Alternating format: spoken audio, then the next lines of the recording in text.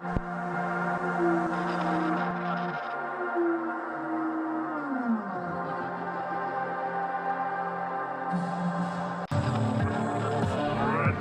of the innocent! Carpet Day! I just want you to stop saying odd shit. Party's over. How's that for a slice of fried gold? I am your mother. Everyone you love around you dies. This is a way of life. Is it dead? Prime time, bitch! I worship Satan. Satan is good. Satan is our pal. I can't believe I just fucking happened. Yeah, boy.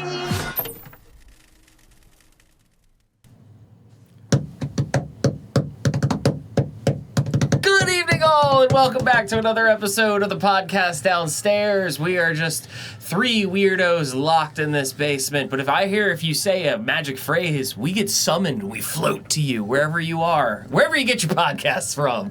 Make sure it's at least Necronomicon based, Yes, otherwise absolutely, yeah. non-compatible. Absolutely. Yeah. We're just, we like talking about horror stuff. We love all things horror. We got a lot to say on that, but first, going to work on a packed train day after day, the same thing. Now that sounds like hell.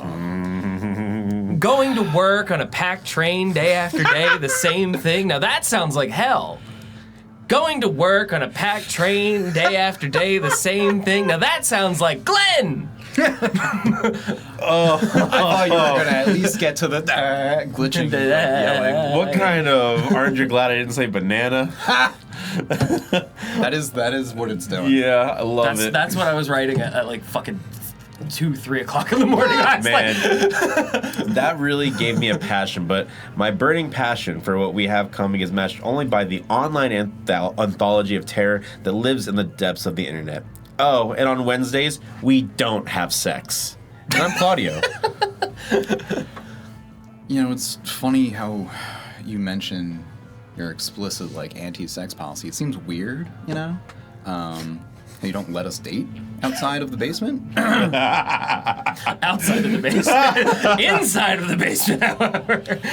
I can imagine you're just trying to keep us safe from any, handsome rogues, any con artists looking to pick us up and take us out of this, terrible state we're in, or if you want to do that by flying our sarcophagus over, uncharted territory. Or hell, maybe you want to transport us into another dimension. I don't know, all right? But if you're not going to call me by my chosen name, Peach, you can call me Joe.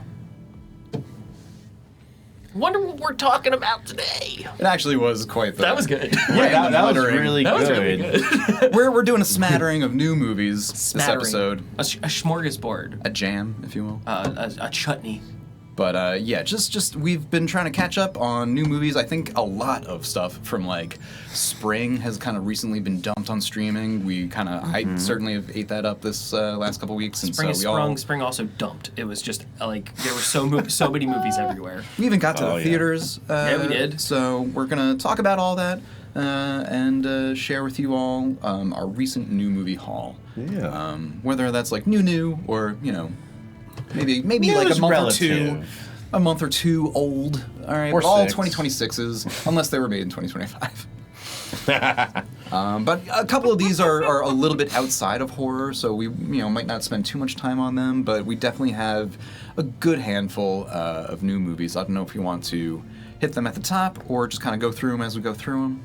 I think a lot of our selections either two of us have seen, at least one of us have seen, or we have all seen. You want to map that out at the top because we've already mentioned it in the episode synopsis that Sure, I don't know if we're going to choose to use, but Yeah. might as well. There's no reason to play coy. Yeah, sure. Yeah. We saw some movies. We'll let you figure it out. I mean, some of the things that we will be talking about, we've all seen Evil Dead Burn. A few of us have seen Lee Cronin's The Mummies. A few of us have seen... I was going to say, wait, just even for my convenience, who hasn't seen LCTM? Lee Cronin's The Mummy. Me. Okay, just you. Okay, please continue. Faces of Death is... All of us. We've all seen. Okay, Oh, we all have that'll done be a that. good one. Forbidden Fruits, that is Just us two. two. Okay, so Carolina Caroline, with all three of us. Redux Redux, which I believe is just you. Okay. And then Exit 8, which is just y'all. Oh, you have not. No. Son of a bitch. Okay. Yeah. He was working on other stuff. So you tricked me into watching a video game movie that you didn't watch. Because guess what? We're gonna fight. But guess what? Guess what? In the time jump, I love it when the boys are the right. time jump of this episode going through, the movie literally came out less than 24 hours ago, and one of us has a job at night that makes it very hard to watch movies. Guess what? You're my son now. Good. I hope I'm your son in every subway. You're gonna find out what that means eventually, I guess. I feel like I have a general idea. Oh, do you? I can piece things together. Oh, could you like predict it from like the pieces at your disposal? Because I played the game. God. Anyways. It's barely a movie. Wait. That was a game? Oh, good lord. We are so jazzed up about this one. How would you like to do this? Would you like to go with the movies we've all seen and work our way down to the smallest? Or I feel like that's the easiest way for us all to participate, and then and the then other we can person kinda to kind of actually like branch out. watch or like focus while the others go on. So where would we like to go? Would you like to go with the most anticipated one that we had this year? I think I want to hear the two of you talk about Forbidden Fruits first. Okay. Okay. Yeah. Okay. Yeah. So I have a. That's also one of the earliest from this year. Yeah. yeah, that was a March release. Yeah, I'm very interested in this one. I did not get a chance to watch it because I was watching so many other movies. We did a very good job we were of like so good. just saying like we're gonna dig our feet into the ground and watch all these movies that we posted about. You've seen us talk about the most anticipated ones. Got together to watch a couple too. Help feed my soul, because So- I've been on a real deficit of movie watching for good reasons. But No, I was absolutely like, I was same. thirsty for them. It was good to just exist and watch a movie, even if it wasn't at theaters, in the comfort of our home together. It was nice. But Some we had no choice. The one in particular was only in theaters for I think 2 weeks, if that. And Yeah. very limited selection. So anyway, Yeah. we'll get there when we get there. But Yes. we'll start with Forbidden Fruits. Forbidden Fruits, March 16th, premiered at Southwest by Southwest to a theatrical premiere Had a lot of buzz. 11 days later. This is Many bees.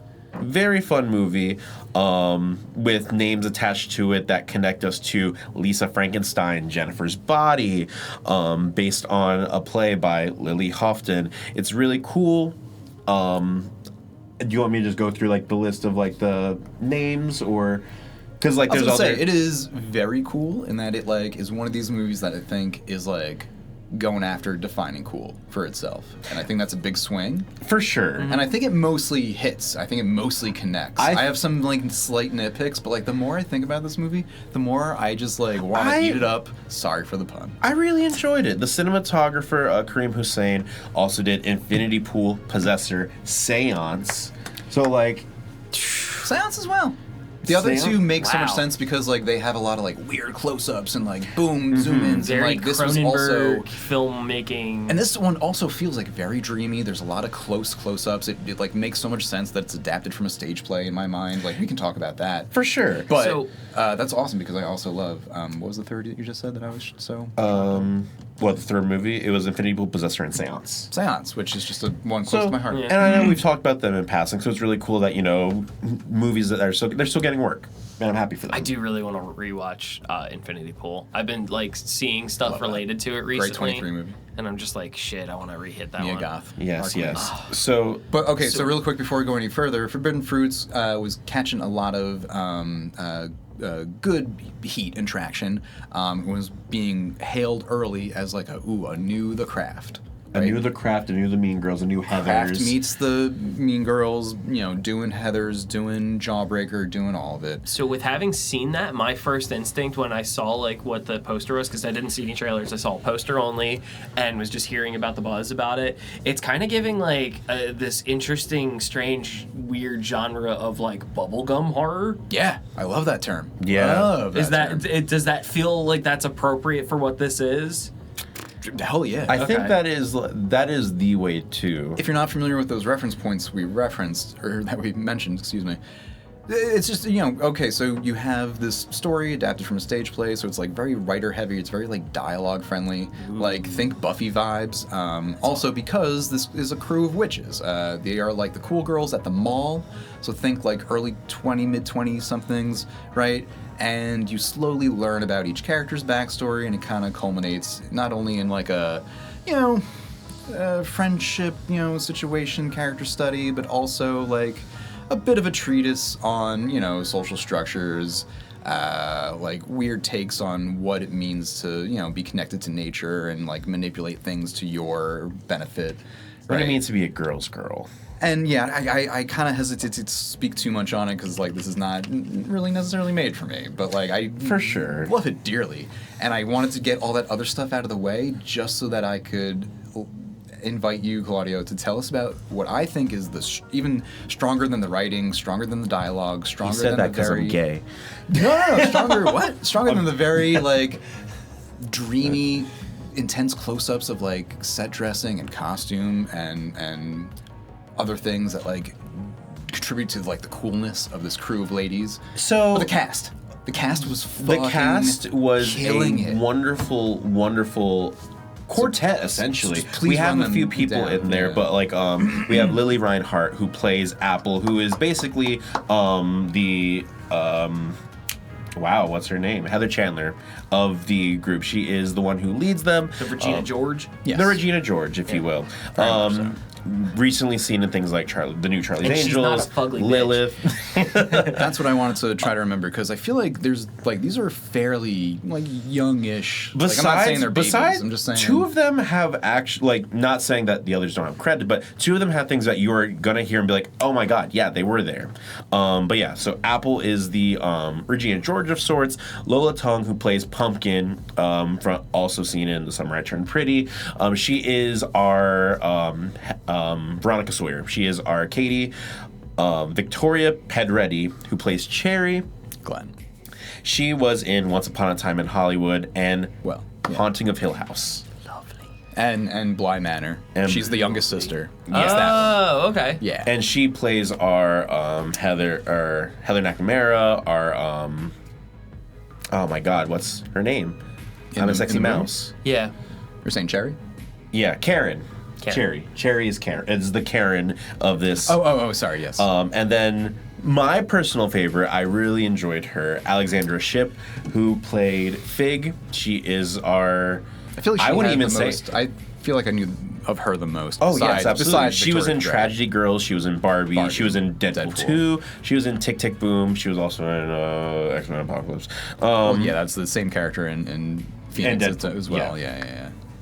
And she plays Fig, who I wouldn't even say she fits the mold of like Did you say Emma Chamberlain plays Fig? No, Alexandra Shipp, Alexander Oh, okay. Shipp. Okay. Emma Chamberlain plays Pickle. Pickle. who's Got kind it. of like a secret side character that you learn Yes. about. Okay. And then we have Gabrielle Union as Sharon, the manager. Which yeah, I was gonna say that was kind of saved for the end, but yeah, that's Yeah. kind of like a nice sort of and guest star. like, do you know that voice? Kind of thing. Yeah, and then, true. And then the reveal, but like it revolves around these fruits, if you will. apple, pumpkin, cherry, and fig. The core four of like Lily Reinhart, Lola Tung. Which, if anybody is questioning it as much as I did just Google it. A pumpkin is indeed a fruit because it has seeds. Alexander Shipp. And best believe, those, we all did too. But yes, they really sell the mold of this arc or this Pickle isn't a fruit.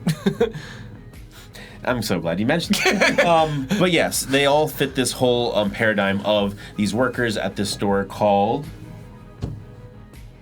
I forget. Free Eden. Haynes. Thank you.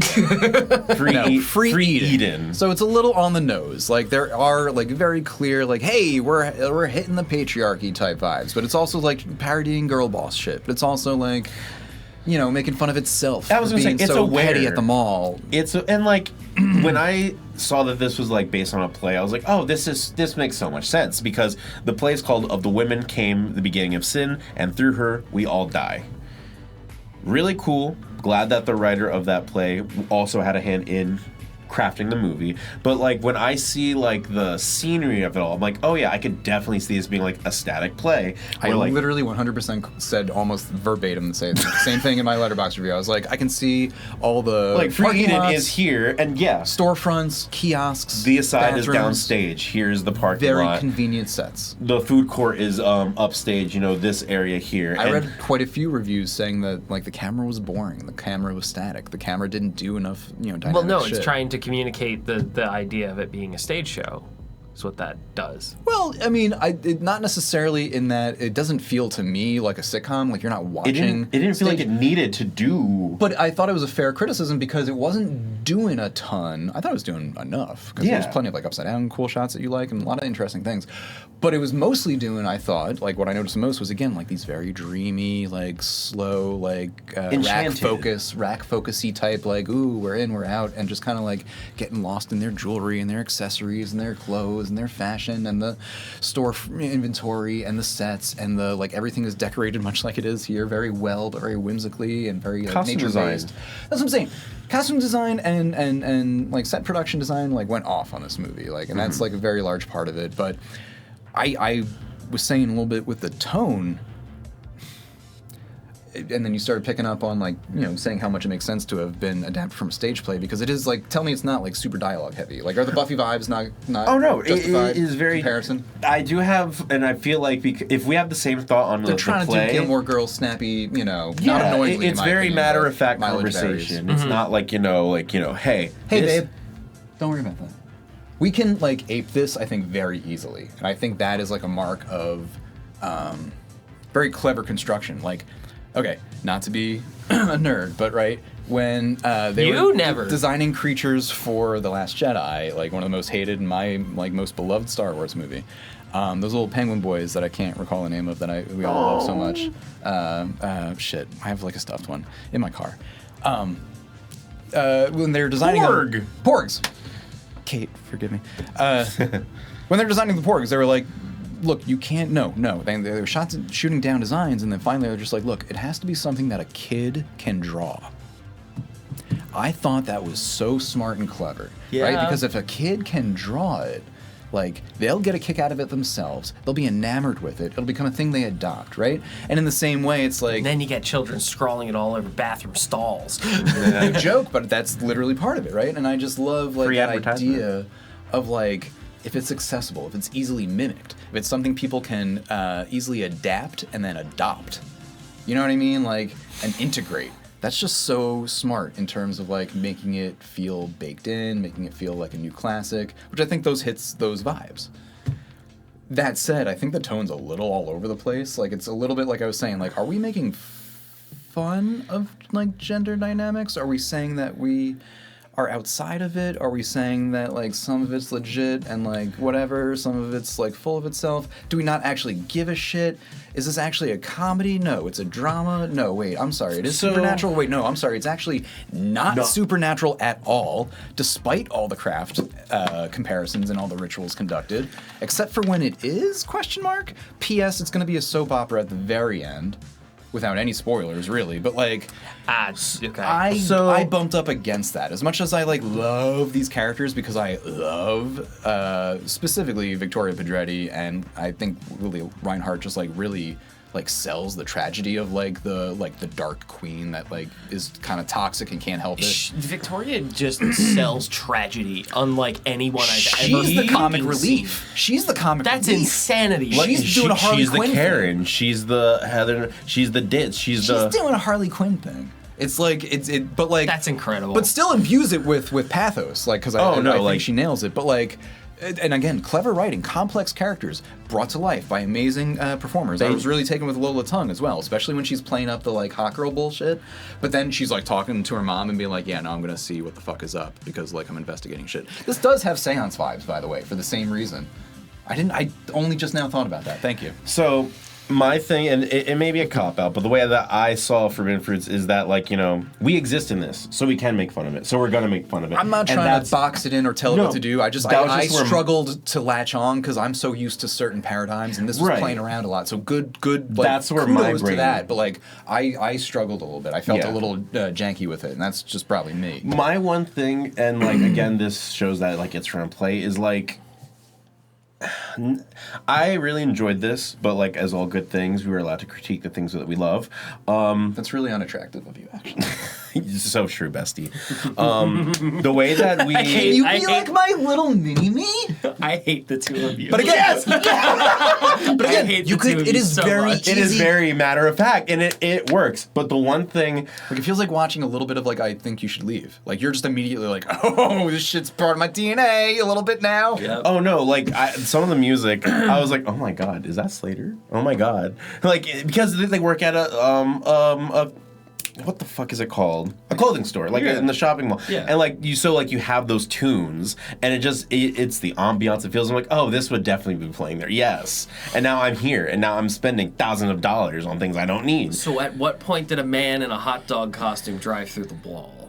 You know, it's really funny if you Well, took whoever those it two, is, we if gotta you- find him. If you took those two things separately, you wouldn't be too far. But yeah, the one thing that I had a concern with was just like There's a hot dog. Well, maybe Oh, not no, hot it's- dog. it's She's no pretz- pretzels. Never mind. pretzels. Sorry, excuse me. the one thing that I had Literally driving a car shaped like a a pretzel. qualm with was like the pacing of their development. It felt very much here's this person, now here's this person, Which I now don't- here's this person. I don't mind that at all. Right? but it Like, felt very just like isolated from each other as opposed to like it being like like For me, it just felt again like the tone was too back and forth.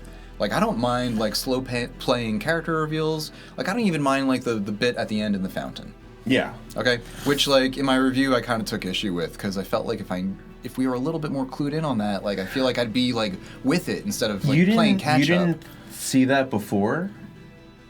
Not really, no. Really? I mean, I wasn't looking for it either, though, and Right. like that's maybe to the movie's credit, right? Like the comedy lulled me into safety, and then there was this sort of like just mystery interrogation going For on, the sure. soapy stuff on the side.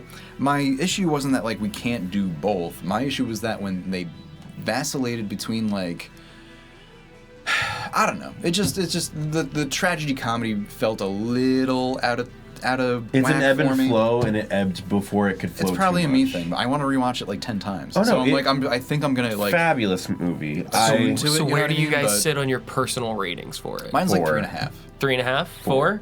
Okay. Mine might, yeah. So that's a good start. I feel like, especially for Yeah, I don't what wanna is to come with the rest of our art. Because I know like some of our ratings, like we've already talked like privately about where some of ours is sitting. We're and there is flopped on a couple. Yeah, we're flopped on a couple of them, but I also feel like there is a certain curse that we brought into the world because we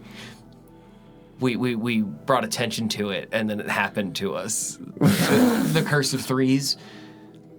Wait, how Curse do of we Threes. do ourselves? So 2 episodes ago, we had chatted about how a 2-star movie is almost better than a 3-star movie. And then we immediately started catching up on all these new drops, and it's like Curse of the 3 star, Stars. 3 star, 3 star. It's like, son of a bitch, what do we do to I don't know ourselves? about not y'all. kidding. No, I don't know about y'all. I have good ratings. No. We watched Heresy in the middle of June. I didn't watch another movie until beginning of July, and it was Damn. for like it was basically 1, 2, 3, 4, 5, about 5 movies in a row that were like 3 stars. I've gone like either lower or higher since, like in my reflections, but like yeah, it was just a lot of down the middle, flawed, but Yeah. technically otherwise sound, whatever, blah blah blah type stuff. But that's all interesting in itself. I'm trying to embrace 3s more. Again, community reference 20. Jesus. I fell in love with the 2 once, much like you, newbie. No, I'm sorry, new beans. New beans. Gosh. Which one do you want to hit next? So So wait, what else have we That all was my seen? pick. Yeah. Because that's what we were gonna do. Do we want to start with our king and queen? Do we want to? we could do the movie we've seen together. Yeah, we can Or do. And then the movie that we've all seen. Yeah. well, okay. Also, not for nothing. We also have like 2 Evil Dead movies. Yeah. Both of which are like pretty hot right now.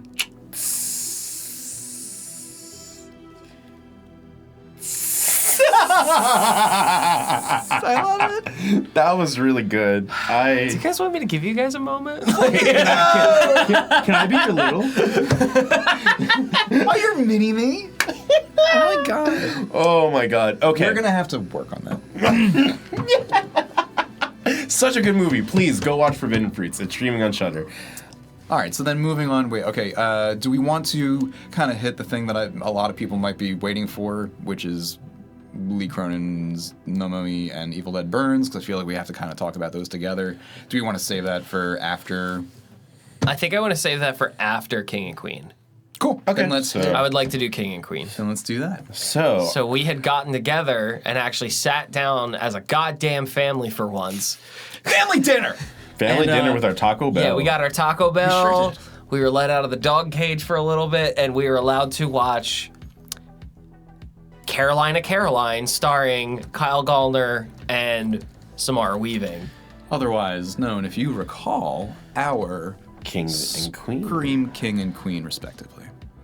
We love Gallner and Weaving. They are, if you're unfamiliar somehow and still listening to us, I don't think an episode goes by that we don't mention at least one Not a of them. day. a couple of not only the most beautiful folks walking the earth right now, Oh my but god, just their like children would be incredible looking. beyond generally charismatic. So like talented. I could literally write pages, and I have almost on No, those are fanfic novels, Joe. the choices that each of these performers have made that have made them indelible in my mind and in the minds of many others who are just genre hounds, like we all three of us are.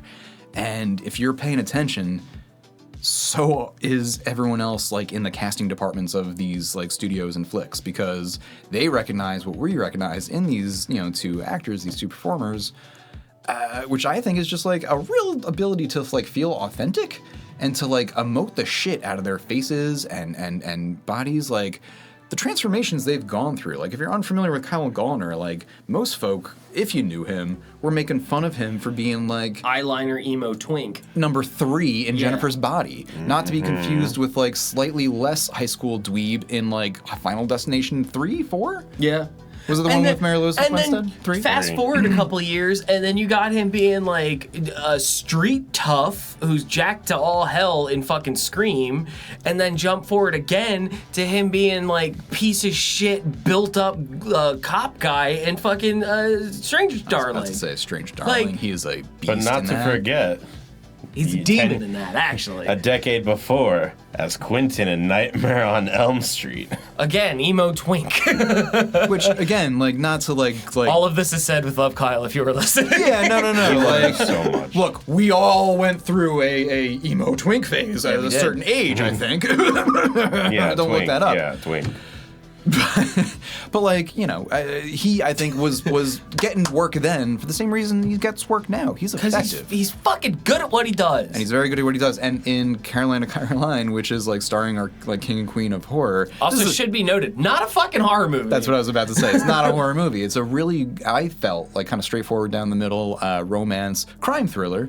Cool, compelling. Yeah, con movie. Fun in its own right. Yeah, fun like con heist situation in Con the first heist, half. yes. More tragic romance in the back half. So good. From the same writer-director as another Kyle Gallner flick, Dinner in America, which we loved and have mentioned a few times. Spiky movie.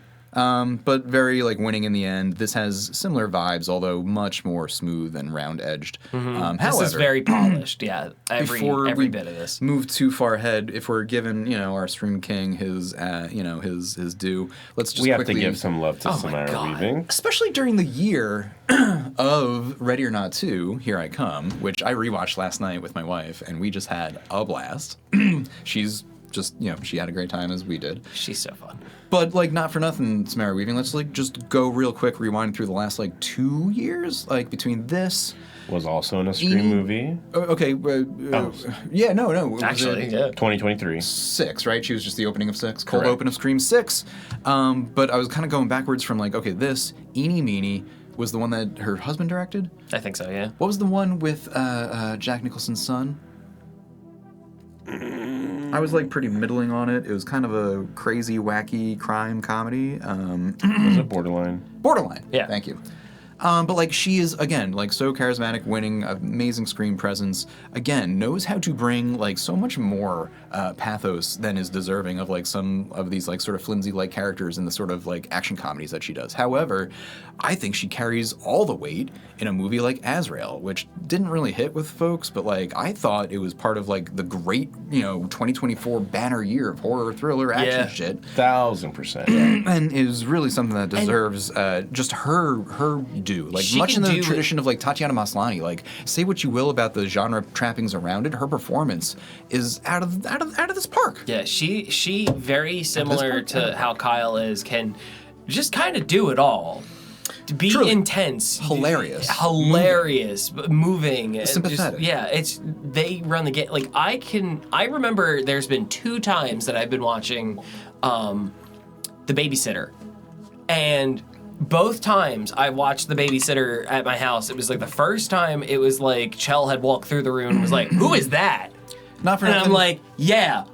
And then She the could've other had a time was when very- Kiri came over, and Kiri was like, "Who is that?" She could have had a very Megan Fox trajectory, and God bless her, she's too goddamn talented. All due respect to Megan Fox, but like Samara Weaving is a cut above a lot of folk. Yeah. So, Yeah. we checked out Caroline, and for a non-horror movie, we won't We won't spend too much time on it. This was such a polished movie. The pacing was incredible. We had a fun little. I thought so. I was a little bit cooler on it than you two. That's all I want to say. You have a bit of an addendum with it. I really enjoyed that. Like we open with like a flash or like a present day, and then we do like a flashback, and then we go back, and It's in media res. Yeah. Does that count? Is it like a? I think so. Yeah. Bet you're wondering how we got here. Yeah. Yeah. It was just. Which is a device I like. I had a blast. I had such a fun time watching it. It hit all of the marks that I was looking for, especially in like a heisty type movie. Felt like it was written for the cast to like sink their teeth in. Yeah. And they do. 1,000,000%. I was not sold on everyone's one scene monologues. I Not differ. for performance. For me, it was a little bit writing. Like it all just felt a little on the nose. But I was just thinking that the whole time. Like I told you guys that like halfway through, I was like, I'm enjoying this, but it feels like I'm a little surprised how straightforward it is. Yeah. And that's all. That's all I was kind of Kira surprised by. Sedgwick is Yes. what it was for you? Yeah. Because I was going to say on the other side of things, John Grice was fucking incredible. I loved his moment that he Underplayed. had. Yeah. Yeah. Which is sort of the opposite of where Sedgwick took it. And it was like, it was so cool because we trap ourselves in horror all the time and of like everything's bad all the time. And it was like, it was so great to see her go home and be like, I met a boy. And her dad's just like, Sure, that's yeah, really yeah. sweet, honey. That's great. Like, I'm 9 very times happy out of- for you. Like, 9 I'm very times- It's a supportive. healthy father-daughter relationship. Yeah, it was incredible. The movie's very much in the vein of Badlands, right? Terrence Malick's like 73 classic with like, young Jesus, Carrie White. Sissy Sissy? Spacek. Thank you. And of course, the President of the United States. If you watch West Wing. And, President Kennedy. no. Martin Sheen. Martin Sheen. Young Martin Sheen. It's not Martin Sheen. That's President Kennedy, you idiot. Not Kennedy.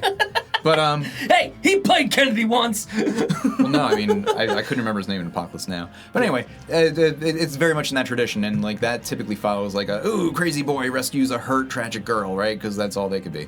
That's not the case here, and like, she has tragedy about her, and like that's like something you can pick apart, but it has nothing to do with like It the was father very assaulting her, human. which is so often the case. It was very human, that it was just like, it was a matter of just feeling stuck and wanting change in your life, but not knowing how to take hold of it. And the father couldn't relate, and he supported her anyway. It was so sweet. He was like, "I don't get a baby, but like, here's a wad of cash. Have a nice time with your boy." Yeah, I'll give you I'll give you the $60 I got to my name. Not to rob, too much of the plot development, but like again, I didn't think that was really the point. I thought the point would have been in the details of the writing, if not also the steamy chemistry, because like that is like a whole like you could sell this on that alone. You're looking for a movie yeah, let's that has. let's take a time out for that real quick. Let's just get it all You're out right looking now. for a movie that has multiple scenes Just get it out of right now. Kyle Gallner pressing his face to Samara Weaving's stomach in a sexual, shirtless nature. Boy, have I got the movie for you. So I too hussies. understand writing and directing an entire feature just so that Samara Weaving will bump into me on a train and pick my pocket. 100%, I understand that urge. That's a well-founded reason to produce an entire film. Gives people jobs for like 6 months. That's great, you know? Also want to shout out Samara Weaving's Bob. That Bob was doing work, baby. Yeah, it was doing work. Don't you dare. Don't say it. Don't say it. Fuck ass Fuck Bob. that wig! First of all, This is a pro-Bob household. I don't know. I look, think if we're gonna she can pull off black hair. objectify the poor woman, we're gonna objectify her abs. God damn, she did work. But no, Yes. it is extremely They sexy. were both fucking shredded for this movie, And too. like, let's make it clear. Yeah, Kyle's in fantastic shape, fit motherfucker, jealous as hell, love him to death. Follow him on Instagram. He's got a great plan. Funny dude. Great guy. But like, they have legit chemistry. Like we've seen movies where the leads do not have chemistry, and like this is entirely built on the two leads falling in love passionately, running away. I would have watched another hour of them just hanging out together, just like doing stuff. This Not kind that kind of stuff. Get your head out of the gutter. Fuck! I should have prepared this comparison. God damn it. I think I'm thinking of Chungking Express, which is shit. I believe a Chinese movie that is like classic from 2000, 2001.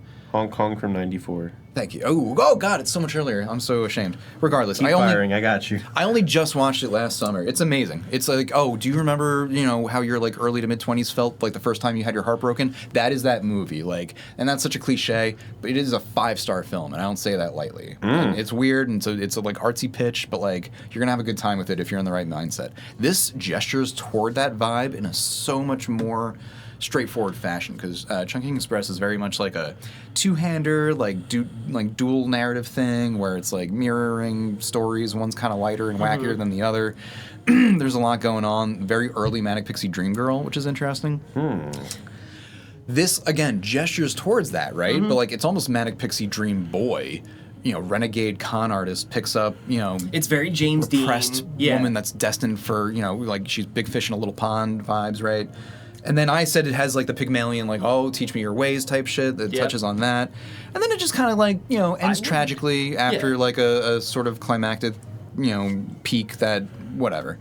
I was a little bit like, again, cooler on like the plotting and some of the writing and stuff. But like, it is just so earnest and straightforward and like such a powerhouse like vehicle for amazing performances that it's absolutely worth checking out again. Just for the vibes. Again, you can watch it on mute, but like you shouldn't, because it is worth checking out. Yeah, I would very comfortably, for me, I would very comfortably double feature this with True Romance. Hell yeah.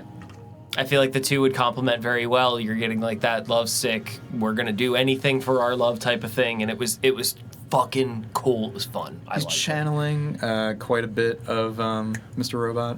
The dude?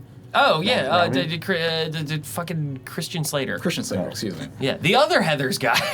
My wife's favorite movie. It's gonna kill me. 2 Heathers already? More likely than you think. And she's absolutely channeling, I believe it's Honey Bunny, not Tim Roth, but what's her name's energy for the Pulp Fiction robbery when that turn eventually happens. But thankfully thankfully this is not like Natural Born Killers vibes. This is not Oliver Stone's like in your face, like this is actually like kind of soft and sweet and just like I said, real earnest and just like it's a good like warm blanket to like kind of watch. Like it's a comfortable watch. I hope it lets folk know that these two leads are not just our genre king and queen. Like they should be leading lady and men. Like they should be A-listers. Yeah. But whatever. We'll keep rallying to get them there. And we'll keep them with us for now. Horror or not. But speaking of horror.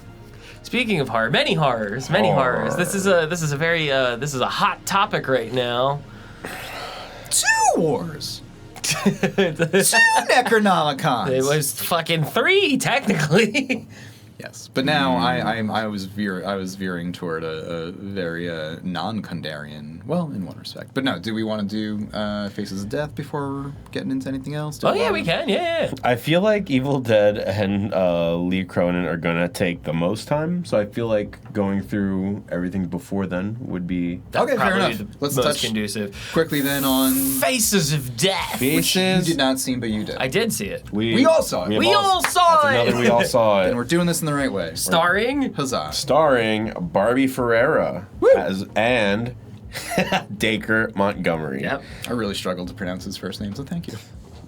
My dumb fucking brain kept saying his name was Darcy. Darcy? And I'm like, it's not Darcy. The C comes first. I it's know! Acre. It's Acre. Darsh. It's Acre with a D. Yeah, fucking tell my brain that. Misordering stuff all the time. You like mispronouncing names? Darsh. So Darsh Montgomery? with a production team with movies under the belt such as Cam, Bodies, Bodies, Bodies, They Will Kill You, Happy Death Day, Sinners, and Five Nights at Freddy's. Lot of stuff going on there. You're that's- all over the goddamn You're map. all over the place. Singing for Montgomery? No, the production staff. These are all movies Oh, under okay, their accolades. sure, okay. Specifically for the They Will Kill You Love Yous, the cinematography, Isaac Bauman is the same person. So really cool stuff. Again, a lot Sorry. of movies under their belts. Same person as Faces of Death and what else? The cinematographer for Face of Death did They Will Kill You. Oh, Love that. fucking love They Will Kill You. One of my favorites of the year. We talked about that on the spring roundup, right? I think so. Yeah. Okay. Cool. Yes, and the and the special effects department also worked on Sinners. So really cool there. I was like, oh. Fun. So yeah. So what'd you guys think? Okay. Yeah. Let's start. So we all saw this. This okay. is the This mixed came one out for us, April I know. 5th. April 10th, it went to theaters. We saw it when it entered Shudder. So about a really, week ago. which again, like I think that is going to be true for so many people, and like we're spoiled. We live in a whatever we have metropolitan a suburb lot of situation type theaters area. between us. We got options. So many folk don't, and I really forget about that and take that for granted. So like the whole streaming situation, like as much as I love theaters and like that is like the closest I get to church, like you gotta like whatever. It's part of life now. So especially with the glut of what is being produced, accessibility is a big deal. So yeah, this recently came to streaming like through Shudder, and just for those unfamiliar, because I was never an acolyte of the original, Faces of Death. For sure. I knew about it. I was familiar with it, of course, as we all were. I was in fact a boy in the 90s. You know what I mean? Like, Dude, the whole movie was like banned in like 12 countries. It was just crazy. very quickly, for anyone unfamiliar with Faces of Death, this was like an early 80s, late 70s. Yes. Sort of video nasty, but not British. It was American. If you're not familiar with that term, is essentially like less a narrative movie and more of just literally like a straight to video, what we might call anthology now, but is sort of a loose sort of collection strung together by like a narrator who is like a kind of vague mad scientist conducting a very He's a pathologist. clean study, a very objective control of whatever series of documents in which There are no typical murder. nowadays we're so inundated with the ABCs of death and VHSs and like insert blank whatever Anthology horror here. anthology Yeah. here. Right. Like it's done to death at this point. This was one of the OGs, though. This is one of the ones that like showed the way, right? And this was also one of those movies that it was contentious for a reason because Yeah. the special effects were good enough that people thought all of it was Everything real. was very Cannibal Holocaust vibes, except Yes. I don't think anything was proven to have been authentic I think quite the opposite. It was for Faces of Death. most scenes were confirmed that they were fake. That's what I was saying. Yeah, The yeah. only thing that I there's one scene with a monkey in this movie. Was that the one yes, and that I is real? still have my doubts. I still have my doubts as to whether or not that was a real monkey. So again, I am But- not a torture porn person. I hate like Same. watching pain being inflicted. Like that's not Yeah, horror to no, me. like, That's just like Faces hey, of Death is a difficult movie to watch even to this day. Even knowing that it's fake, it is difficult Yeah. to watch. do you possess empathy? fuck you. Like, I don't appreciate that. That's not like crafty But that, filmmaking to me. At the time, that's not at all the intent for it. The No, intent it was was intended to push be. the fucking boundary. This is pre-internet trade at slumber parties, like fuck you up, take your innocence, rite of passage shit, and that is valuable. And like I give like credence to that. So yeah, like we grew up in an Not age for where nothing. we watched fucking scary YouTube videos. made me think of CKY. Yeah. You know what I mean? Like the shit that got passed around at like sleepovers in middle school. Like Yeah. that's kind of where it's at. So when this remake was announced, I had no fucking clue how they were gonna do it. I didn't no give a shit. fucking It was clue. not on my radar. It did not put it on my list for the year. I didn't care. I was like, whatever. But not for nothing, we love Shudder. There's a lot of Shudder stuff that I wouldn't, bother with. I just was gonna wait on the reviews. I didn't pay attention to who was in it or who was behind it. Nothing. I was interested the moment that I saw who was in it, and I was like, this is something. That being said, the remake takes it in a different direction. I thought it was clever. The remake reminds me much more of movies like Censor and Red Rooms, two movies that I fucking love, and I love this as well. It's a little bit like not that prestigious, but it's damn close, and I thought it was clever, It fun, does the job. and does serial killer slasher shit so well. It's like I put it somewhere around like if Funny Games wasn't a meta. It's American Psycho. Yeah. Because it's that kind of level of funny, and like the performance by Dacre Montgomery, I think, is very much channeling Christian Bale, and it has its Silence of the Lambs moments because Barbara Ferreira is very much like giving a different Clarice Starling, but like Dr. Arthur. she would be proud. Dr. Walker. But so I was in favor of it. What did you guys? Oh, I had a blast with it. I also, again, not a torture porn girly, so I didn't know what I was getting myself into. But as hashtag trailers are an art form, the way that they presented it, I'm like, okay, this is kind of meta. It's the original source exists in the telling of the movie. Yes, which I thought was very clever and cool. And it is not a remake of. Correct. It's And I not. It's also not a like- copy paste of it. I do like Although- that they pointed like liking it as like being like edgelord shit, and they Yeah. kind of like pointed that in a direction was like, oh, fucking Are you an Dacre asshole? Montgomery's a fucking asshole because he fucking likes this You're a shit. psycho douchebag. Yeah, you're a fucking psycho edgelord motherfucker, and I was like, I actually kind of like that angle for it. Like that's kind of a cool take. Not only is it like not a remake then, but like so the slasher aspect, the serial killer dude comes in, the whole Christian Bale bit that I'm getting into with it, which is such like an access point for me, like comes in because he in fact is recreating the Faces of deaths, but on people he just deems necessary or whatever worthy. Somebody that piques his interest. Yes, which is the only ones we get like close attention to besides Barbie Ferreira. For her own like internet fame is another influencer. Samantha Gravinsky, An played by influencer Josie Tota. and a politician. Yes. The man who's The home. man- Oh, I'm sorry. I was like, she wasn't also a politician. No. The other person was. I thought he was a politician. newscaster. I think he was a newscaster becoming a politician. Oh, okay. Yeah. Regardless, oh yeah, and we do get to know him pretty well. Yeah, That's yeah. true. So thank you for writing me. Yeah. But anyway, yeah, Kurt, it's people with influence, like whatever. Yeah. And when we learn that our like slasher guy is who's costumed so fucking well, I ate up the right eyes were contacts. cool. It's one The of eyes those things where it's cool. like it lives in the subtlety of it, where it's Yeah. just enough. Plain. Hey, do you like this Plain. kind of bullshit? You're gonna enjoy this. And it was like it was very grounded in that as well. That it's like, okay, this is fucking a 90-cent costume mask, some stockings over his head, a la fucking what's his face from Francis Dollarhide, Yeah. and then like coveralls and rubber gloves. It's like it was so But again, grounded and real. Red and black supremacy. Yep. But the fucking fact contacts were a cool touch. That was a real that gave me like long legs vibes, especially with the mask gave on. me Snake. the fact that he is a frustrated filmmaker though, and just was like doing Shots it for that the good. for the glory and the whatever. Like I love that whole like perverted like He's trying to take. psych up the one guy, and he's like, "Come on, give me something."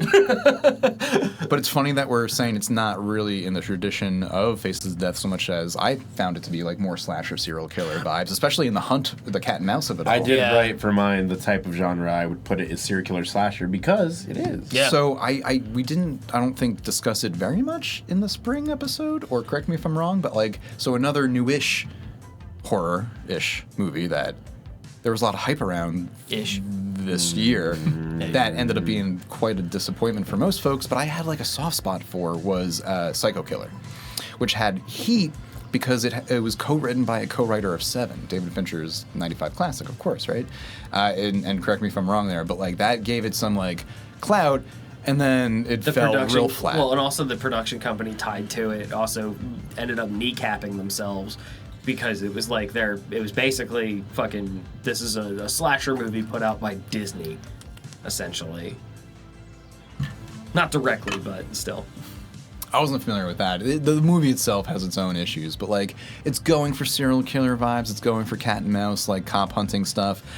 That and Forbidden Fruits are the only two that were on my list that I just didn't get to. Psycho Killer on paper sounds right up my alley, but it also sounds about as vague as it actually is. Like it could be way more specific. It doesn't really know where and when it sings, but like it does. It shines a little bit here and there.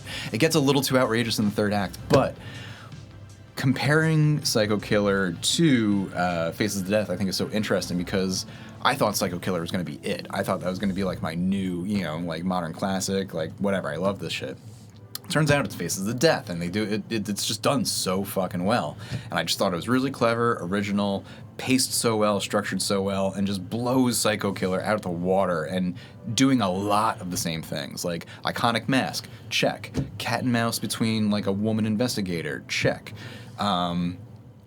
Fucking bloody as shit. Elaborate death scenes. Check, only really for Faces of Death. That's where Psycho Killer drops the ball. It's pretending to be one thing and just like kind of whatever. You call your movie Psycho Killer. I want to see everything. It has one really cool wet sequence that like was the only like zing of energy in the whole thing, unfortunately. And then it ends with, and it's a bit of a spoiler, but it goes into like mass death in a way that you wouldn't expect. All in the name of Satan. Hail Satan. So anyway. Hail sweet Satan. This movie's also pretty ACAB because at every single turn, Barbie Ferrera's character is thwarted by the police. Like, the cops absolutely do not give a shit. At one point, the killer, like, absolutely is, rage baits, pulling, the wool over their eyes. And it's just a lot to, laugh at when I think you're dialed into the right frequency of it all. So, and it's one thing you're watching, you're like, please use your common sense, see through it. Why are you doing this?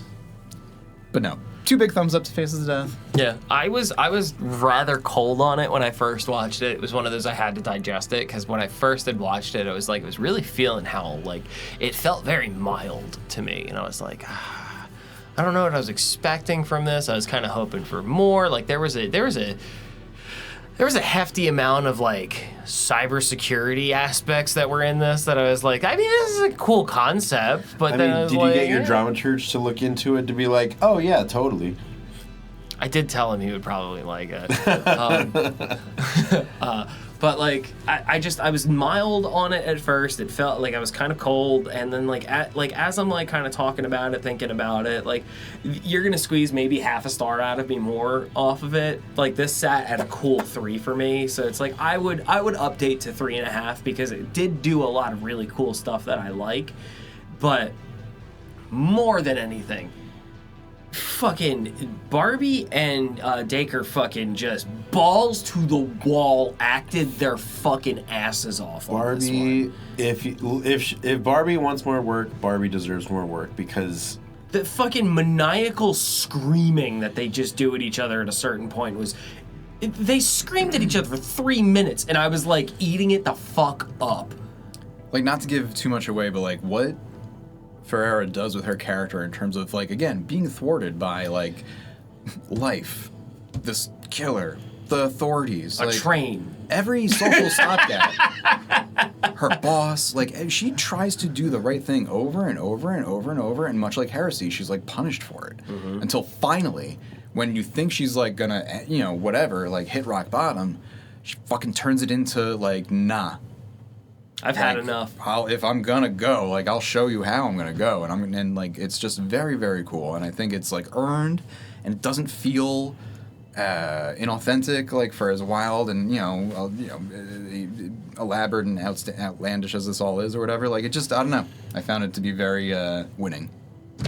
Absolutely, and winning and tragic because through all of that, the thing that stuck with me was just the final 30 seconds of, I don't want to spoil anything, but just like if it gave me hope and then desperation, but it's also it's a little open-ended. but yeah, it's also just, again, the commentary of the lack of sensitivity that people have with free access to the internet. Yeah. But I and feel how like desensitized people are to it did if something's upswing. real or not. If something is, I feel like it people kind even of ended care. on a positive though, because like the whole comment section of everything was very positive and very embracing of her. A lot of the stuff was just like what you would see like on a TikTok feed, where it's like, oh, he's not coming back for this, something, or like, oh, Diva in trouble, or like very. No, I was like, I saw like a handful, or it was like, we love to see a queen win. And then there were a lot of What was this for? the finale final of Face Death. like literally the closing. But then shot. there were like 3 bots in there too, so it's like, what is? I was also looking more even at the news reports. Like that's sort of, I thought it was a little bit ironic that it was like a little bit of like old local media kind of being like, local woman, seems to reveal the true nature of blah blah blah. Yeah. Like, I was paying less attention to the actual comments digital on the post. Like that's, I think, we're meant not to like not to be specifically get wrapped up in or whatever. Gotcha. Yeah. But So where'd you guys land star wise?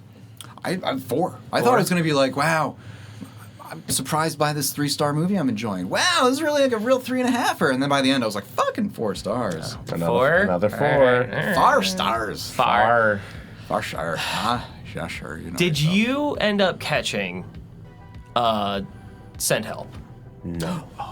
That's one we could talk about a little bit, right? I don't Yeah, think we touched can too much on that. we can blast through that one because that one's Just- pretty damn straightforward. just Sam Raimi doing his thing Anybody who with says Rachel Send Help McAdams. is bad, like no, you didn't know what watch you're the saying. same movie. It's loosely a horror movie. It's more so a survival thriller than anything, but it's like the fucking comedy in this, like Sam Raimi. It's a very Sam Raimi film. And you need to be like into like, let's just say extreme slapstick for lack of a better term. Yes. Violent slapstick. Yeah. 2 jerks. But also like It's manipulation. The movie. it gets rough in the end for everybody. Yeah. It is a wild fucking ride. It is a good fucking time. That one. And no spoilers. Solid 4. No spoilers, grand slam ending. Solid 4. This and Faces of Death, I think, are very kind of similar, not in tone, but in effect. Yeah. Right? Like one's Also, you weren't kidding. Plane crash, fucking crazy. That shit was brutal. brutal. Like Favorite for plane no, crash I there can was think shit of. happening in that scene that had no business being there. And at times hilarious. Yeah. And great characterization. Like even in that scene, you're like, yes, Rachel McAdams. Fuck that guy. Like, oh God, so many like lesser storytellers need to pay attention to like those subtle moments of indirect characterization. Because like when you spell shit out, it is the goddamn worst. Like that is a mortal sin. And this movie is so good at not doing that. Yeah. And letting the characters kind of speak for themselves. This letting is the almost- situations unfold, them as well. This was almost what I wanted Castaway to be. Yeah. You know, it's like beautiful scenery and everything, and like there's some like action adventure. There's also like some fucking suspense and some gore and a fucking snotty pig. And I think like, it was on Netflix, which is funny because I think Netflix is also producing the Lord of the think it's on Flies Hulu. remake. It's on Hulu. Nah. It is Yeah. on Hulu. Yep. It has a little bit of Lord of the Flies. in It does have a little bit of Mm-hmm. Lord of the Flies. It's fucking good. I had a great time watching that. What's next on the docket? So other We than have Redux, Exit 8, and then the big 2. so it's kind of funny because Redux and Exit 8 very similar, both Really? vaguely multiversal. Ooh. And then Mummy and Evil Dead Burns we will get to. So Yeah, if you want to start with Redux. Redux I love. This was like a nearly 5-star movie for me. Like this is 4.5 stars. Like it's probably more realistically like 3.5, 4 for most folks, whatever. But like I think this is like what more can you ask for in terms of taking like a genre movie? Again, this is not so much a horror movie, but it does have to do with a woman hunting her daughter's serial killer through the multiverse. right? So like, it's enough sci-fi, it's enough gruesome, and it's just a fucking kick-ass movie. So it's worth talking about. It was on my list since the end of last year when this was I think originally produced. But it's again hit streaming on Hulu recently. So I watched it. Claudio, you watched it, or this is I did only not. me? This was something on my All right, to so I watch won't list. ramble on this or rant too much. When Glenn gets back from the facilities, we can move on. But Redux Redux, I love. It very Are there much. any notable names? So kind of not really. Like the directors are brothers who have only one other feature to their name and a short. It is their sister that is the lead actress who is giving like big. Her name is Michaela Watts. The director is the Marcus brother, or excuse me, the McManus. Okay, McManus I got brothers. you. I'm here. I'm sorry, it's not the sister who's the lead. The lead is Michaela Watts, and she's giving like big Diane Kruger and Naomi Watts vibes.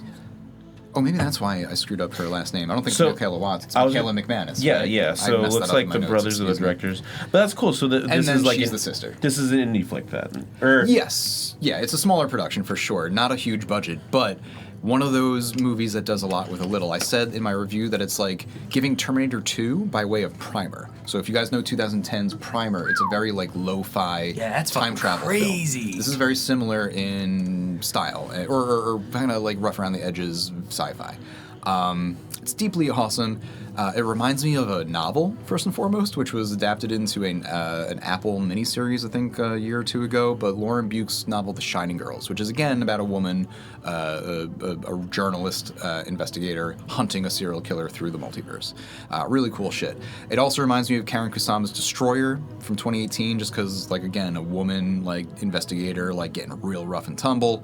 It also gives Cold Hell, which is a 2017 Polish film about a taxi cab driver, a young woman who's a kickboxer, also hunting a serial killer because the cops won't fucking do their job. Very cool movie to check out. It's on Shudder. This is highly recommended for fans of Palm Springs, right? The Andy Samberg multiverse comedy from 2020. Also Looper from 2012, one of my favorite time travel movies. What's her name? One of our favorite leading genre ladies in 2009's Triangle, which is again about a woman lost in the Bermuda Triangle, killing folks through a multiverse of sorts. And it also reminded me very much of Hard Candy, which is a 2005 movie about, you guessed it, a young lady hunting a serial killer. And just for good measure, Lady Snowblood from 1973, because again, you have a woman Hunting a serial killer? avenging her daughter. Hear So- me out. Hear me out here. Yeah, but no, it swings for those fences, and I think hits more than kind of reminds more me than of, it like- needs to, and it's a great addition to the Protect the Child canon because the second act introduces a curveball that I don't want to give away, but like it just is. This is such a winning movie in so many ways if you're down for the slightly chilled pacing, but like rewards and dividends, and is like high tension throughout. Like it starts strong, finishes strong, great stuff in the middle. So just highly recommend. Hell yeah. Nice. When was that released? This it was made last year. It's become more widely available this year. Okay. And it's available on streaming... Hulu. Yeah. Very nice. Hell yeah. So that takes us to our next Exit time 8. loop. Which was something that we've been looking forward to for a long time because it is a beloved video game adaptation. Well, one of us was really looking forward to it. Yeah, the one who may not have watched it yet. Okay. So Exit 8's based off of the video game from 2023. It's an indie, very cut and dry. Find the thing that's different in the hallway, do it enough times and you're free. This sits very comfortably in what I've been calling liminal horror.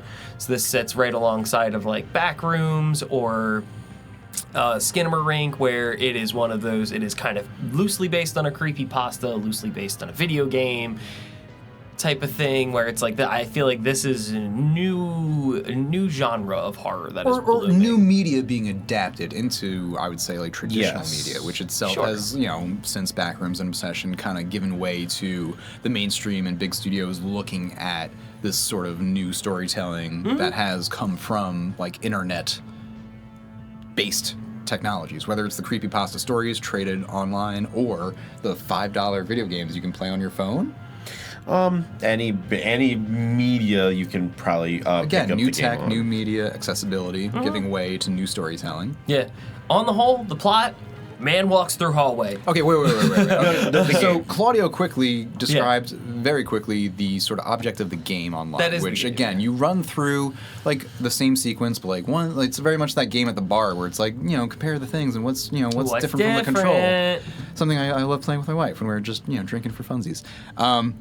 You just do that. It's very simple and straightforward. But like the movie doesn't hold your hand in any way whatsoever. It only teaches you these rules of the game through the same way the character learns them. And in a storytelling way, I respect that because that's how you should learn things. I Show, really don't tell. enjoyed it. I really Show, don't enjoyed tell. that. However, this fucking movie. Dentist, plastic surgery, high-paying job, manners, Very well done. security camera, I said fire hydrant, door, vent, door. this movie is incredibly well thought out and it makes sense, but like the guy at the party that wants to interrupt everyone's conversations to explain the rules of the card game nobody asked him to bring, this movie kills vibes. It destroys momentum, okay? And that's shameful because it has a lot of style. Like when it hits those like moments of horror like you did at the opening of the introduction, which like, the repeating gives way to like glitchy stuff and it's very Westworld. Like those are cool moments.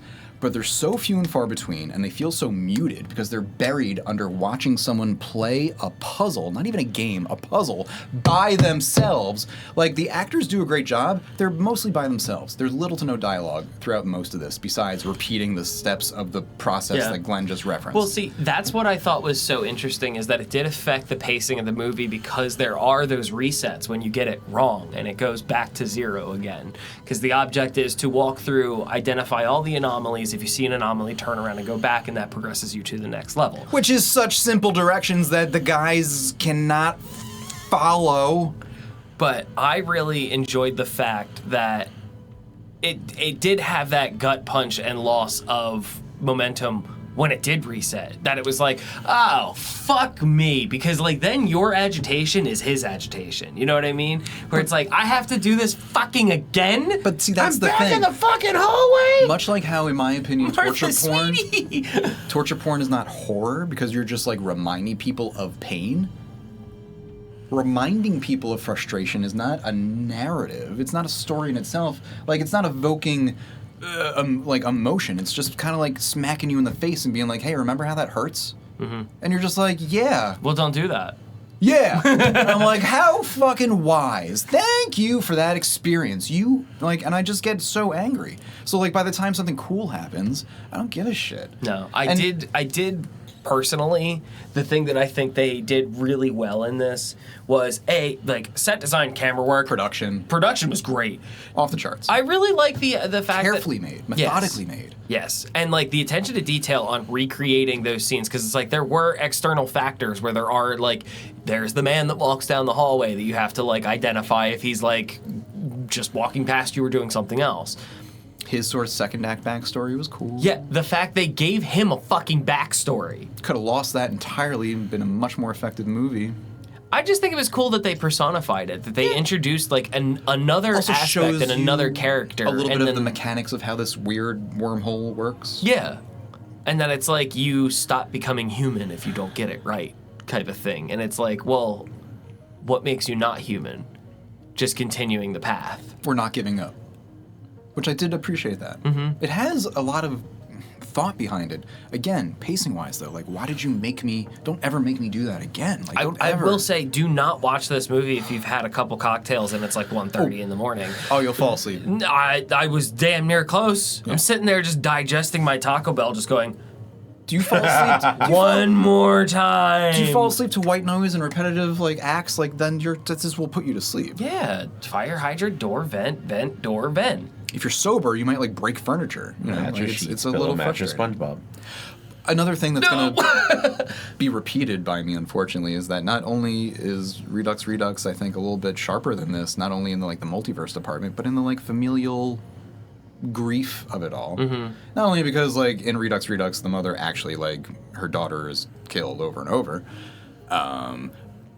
But in Exit 8, and it's not a spoiler because it's right there in the beginning, like the whole thing is like, I said that this movie was a little bit like Eraserhead by way of the back rooms, because the whole thing is about like whether or not the main dude wants to be a father, and like, here's the thing, bud. He has to be willing to accept the paternal figure. The responsibility of, taking, upon himself, taking care of others, etc., as like kind of personified in this instance where the whole big question at the beginning and end of the movie, it's bookended on the train, is whether or not this dude is going to stand up to some fucking piece of shit pipsqueak who's like basically assaulting a woman with her baby. Screaming at a woman with a crying baby. Who, like, I'm sorry, that felt like the most like unrelatable thing in the world. Because like, I don't know, I haven't been on the train much, but like, if that ever happens, like, that dude would be like folded up real quick. I think it's also a regional thing too, is because it's like in the area I understand around that's us, different culture. I was gonna say we are built different, and we respect women. And if someone was disrespecting a woman, we would speak up. But from someone who hasn't seen the movie, what that shows me is more like oh my God, what is that called?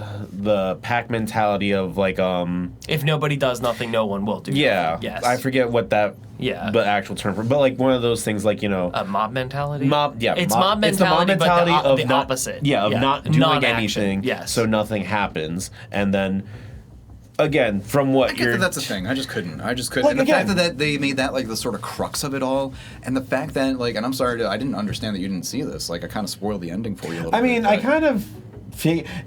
Oh, was it predictable? So listen here, bub. Did your pattern recognition like just like burn out? I'm good at movies. I'm good at video game movies. Thank you very much. But so you loved Return to Silent Hill, then, is what you're saying?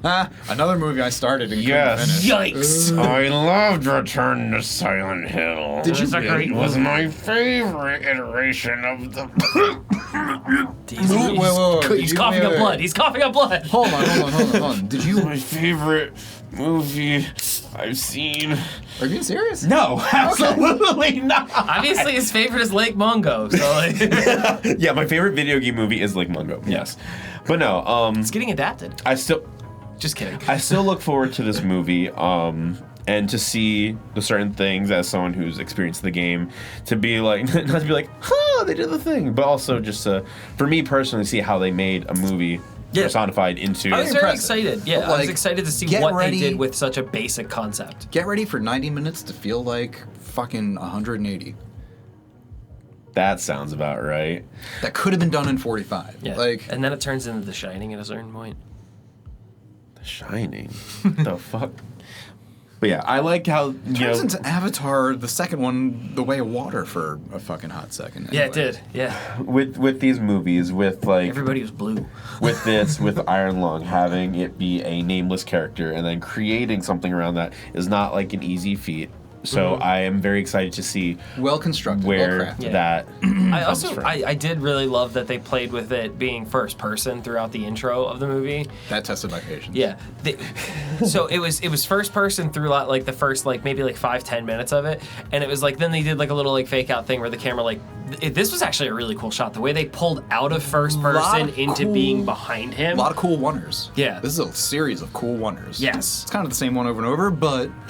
Hey, but like having the repetitive nature of that shot, because that is the movie, is that shot, is you get to play with it in so many different ways. It's strength and weakness. And I think that's really cool. I would also love to see what the fucking set looked like. Because like that was an actual hallway. You could hear it as he was walking. So like my question is like where they splicing shit. Yeah, were they wandered down the hallway splicing and then resetting, or was it a fucking circle? Well, and it had to be moving at parts too, because like it changes a little bit, not in a backroom's way, but like where it's like he'll turn around and go back the other direction, and it's the same. That was one of the things that threw me though. Like, okay, so you're familiar with the game, so like when like certain challenges would get tossed his way, like some of them were like, is it something extremely subtle, like a character on a poster is winking at you? Yes. Or all the fucking walls bleeding. Yes. Yes. Yeah, 100%. You got anything? And I get it. That's what the game does. In the Great. Middle of the door. That's fucking infuriating to watch because like one takes skill and the other does not. Also, like, again, like he just didn't follow the rules for so long. Anyway, whatever. It got me wrapped up in different things, and again, like I felt like the confusion of medium, and it didn't click for me. So this is a safe 2 for you. Yeah. Yeah. It was almost fewer. But again, production was so on Yeah. point. This is a 2.5, 3 for me, just based on production alone. I really enjoyed that, and I did like that they took a big swing with personifying something that did not have a persona. I will say something really cool that I just looked up because that just intrigued me too about how it is literally just a hallway. It was actually 2 connected, identical replica subway hallways on a soundstage. That makes sense. And so as one ends, You walk around the corner, and it's the same hallway, but it's hallway number 2. they get This could almost be a play. Like, honestly, like, if they Like, were that just, would've like, been rotating stage type shit, like, Dude, you could... Imagine if they fucking shot it where it was like, it was just like one fucking shot throughout, and it's like, no, we're running behind him, changing shit as we're going through. That's such a... That would have been fucking That'd be cool. that'd be a endurance tech test, though. team's nightmare Yeah. or dream. That's some Stanley Kubrick stuff. We don't have to. But yeah, I'm very excited to see that eventually when I do. And have we all seen our final 2 that I think we're You guys ready have to- seen Cronin, Okay. and I have seen the other. You said you what? I have seen the other. Okay. So Glenn and I have Cronin's seen Lee Cronin's The Mummy, and all 3 of us have seen I Evil watched Dead that baby Burns. burn. Right. Cool. Okay. Disco Inferno.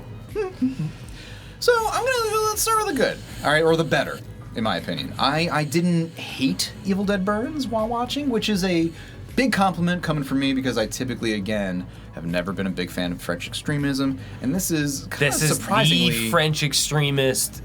kind of shockingly the first time, although the 2013 does give those vibes. A little bit, yeah. But I feel like this had weirder swings though, whereas that one was more concise. They had a whole process, whereas this one was a little bit more loosey goosey. 13, as I understand, is also like humorless in a good way. It's just it is wanting to be taken seriously, it is and dour. yeah. Yes. Whereas this swings for humor. Yes. And is Which is why I think Sam not so Raimi successful in my opinion.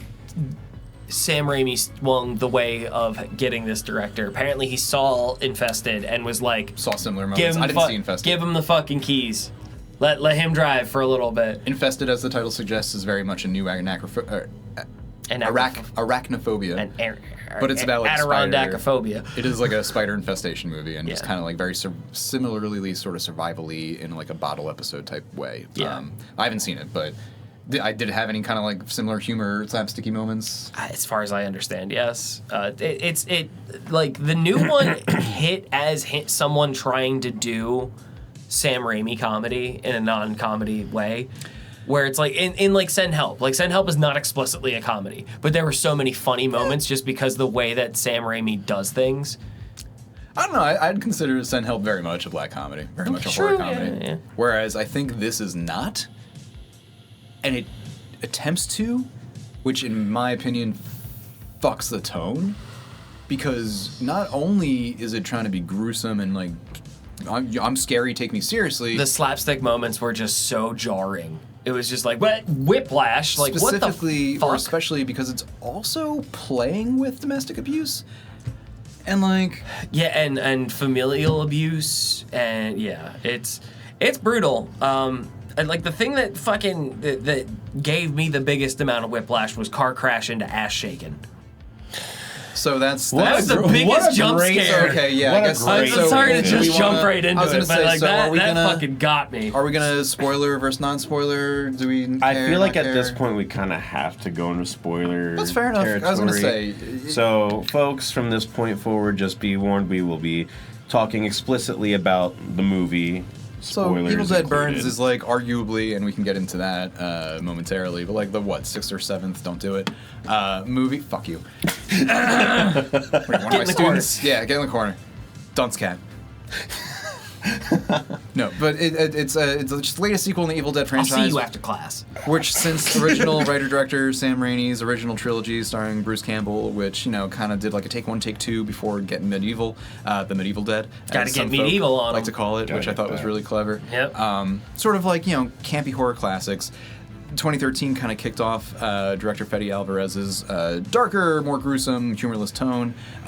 People loved the 2013 remake as like a new classic. I've yet to even finish it because I am like a bit squeamish with sort of French extremism styled things, which that is just very gruesome hardcore. That is a brutal fucking movie. There are so many things I remember. I was like, oh. It is a viscerally brutal fucking movie. Yeah, it is. Moving on from there, just to cover the franchise quickly to catch up to Burns, because we all love Rise, which came before. But before we got there was Ash vs. Evil Dead. the Starz TV series, also starring Bruce Campbell and Samara Weaving.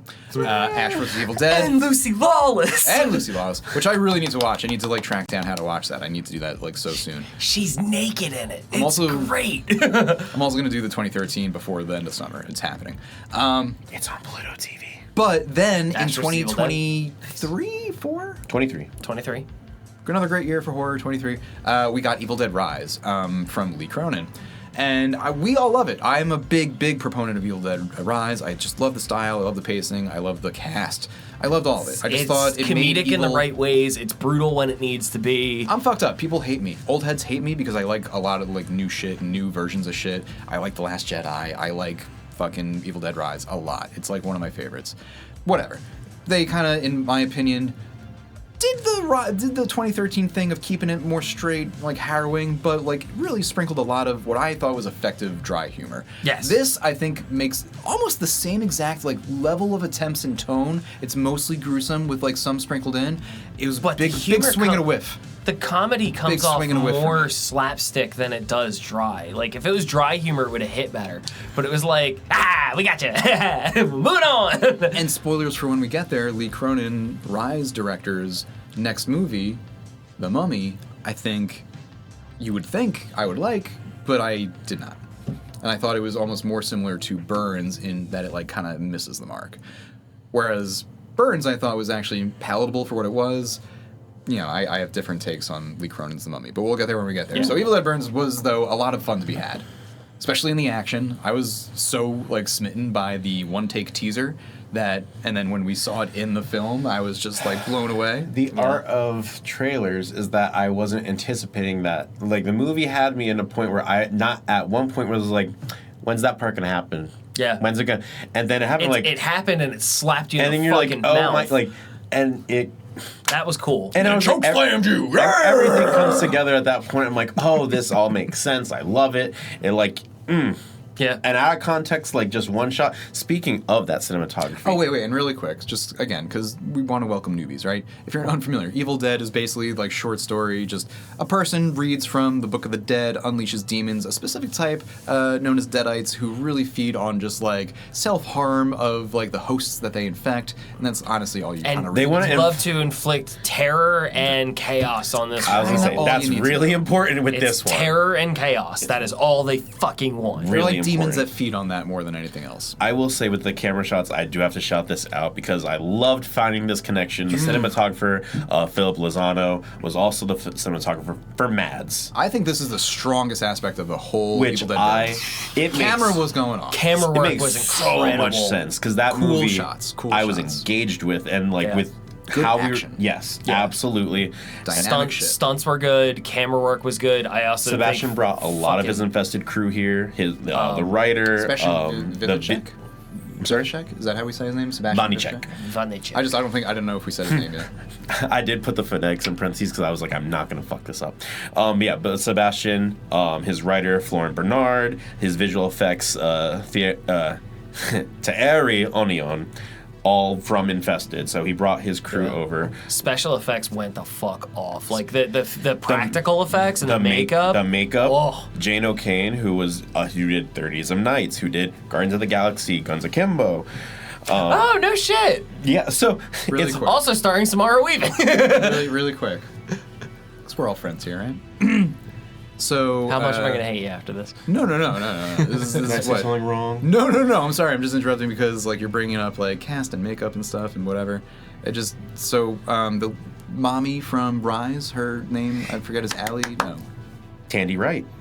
is the actress? Tandy Wright played Susan Price, correct? No. Oh, Mom. grandma? No, I'm Mom sorry. from Rise. Oh. My Mother. Something Sutherland? Oh my God. Yeah. Alyssa Sutherland. Alyssa Sutherland.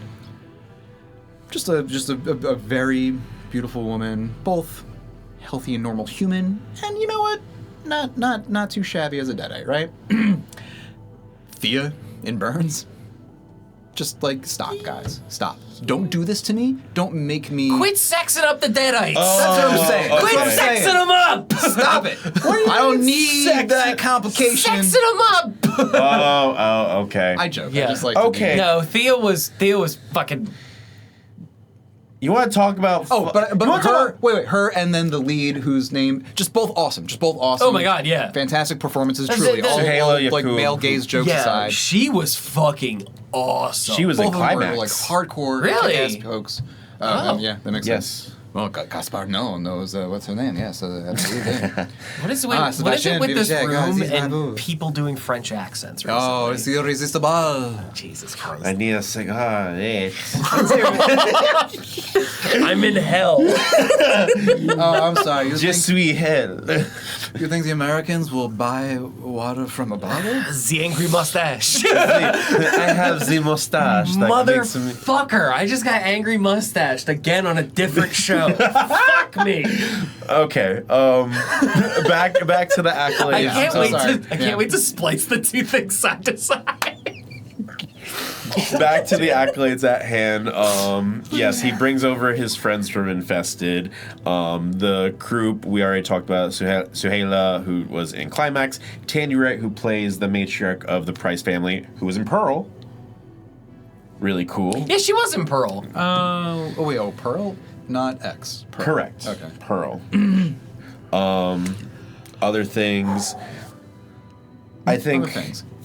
Yeah, things, stuff. Errol Shand, who is Edgar Price, the patriarch of the family, was in a. That is an intense motherfucker right there.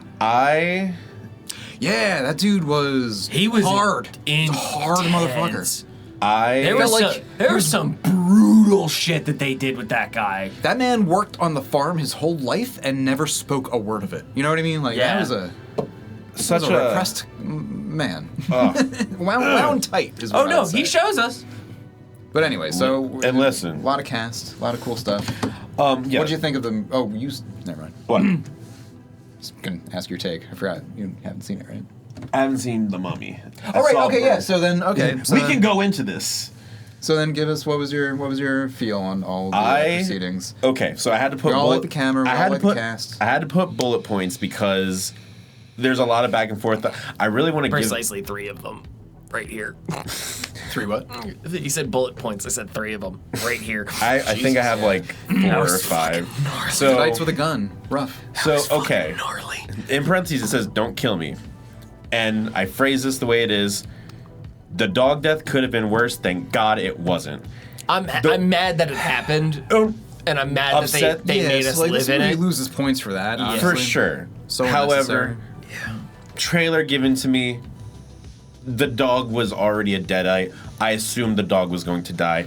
It's a French movie, so I unfortunately assumed maybe get that more creative than a fork. I don't know. I mean, fine. it's better than a Have corkscrew them- and a knife. Have them be. It was- But the way that it was captured was just a flurry of stab and fur. It Yeah. wasn't like we were watching. So like again, it could have been worse. Yeah, it was. It wasn't great. It was the thumping and the whelping, the wincing and yeah, and it wasn't. I hated that. Yeah. Like you could have had like grief-stricken family member accidentally, without being seen, accidentally run him over in the driveway, and it's like, oh, unfortunately, the family dog is now dead, and then it's like, then the dog comes back later. That would have been fine. You brutally murdered a dog. With a fork. Well, okay. But now Didn't love moving that. past that, we're gonna move past it. that. I had to harp on it for a moment. I also did not love the CGI at the end. That was my other point. I was like, Timu Vecna. Yeah. I was because I feel we're also like That didn't heavily feel, spoiled. That didn't feel Evil Dead. To That me. didn't feel we don't like a even have to final spoil boss. it. We don't have to spoil it because it's in the beginning too. But like, it's like a big part of the finale, and it just feels very Yeah, the like fire vague. feels very fake in Well, just the front, fire- the let's beginning Let's just and say the the end. burns. Firewire bit wasn't is like mad really. at. It was the presentation of it because again we were spoiled with Rise's like Marauder thing of we were spoiled by 2013's Abomination, and then we Dude, get Rise was so much more like creative, fun, unexpected, unpredictable. that's- This was just a slog of gray and dark red which I kind of love in general, but like not for 100% of my movie. No, absolutely. The shot My when she's running nearly through the 2-hour woods is so movie. good. Mm-hmm. The shot that shot with the red sky. Oh, I love that. Don't get me wrong.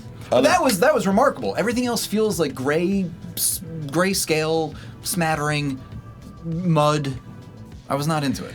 It was dirty, and I did like that it was dirty. was- But now it was here's filthy. the that other. house was disgusting. Monotone. Well, like, it's a representation of what I'm about to say. Yeah? Which is abuse and trauma as a driving force again.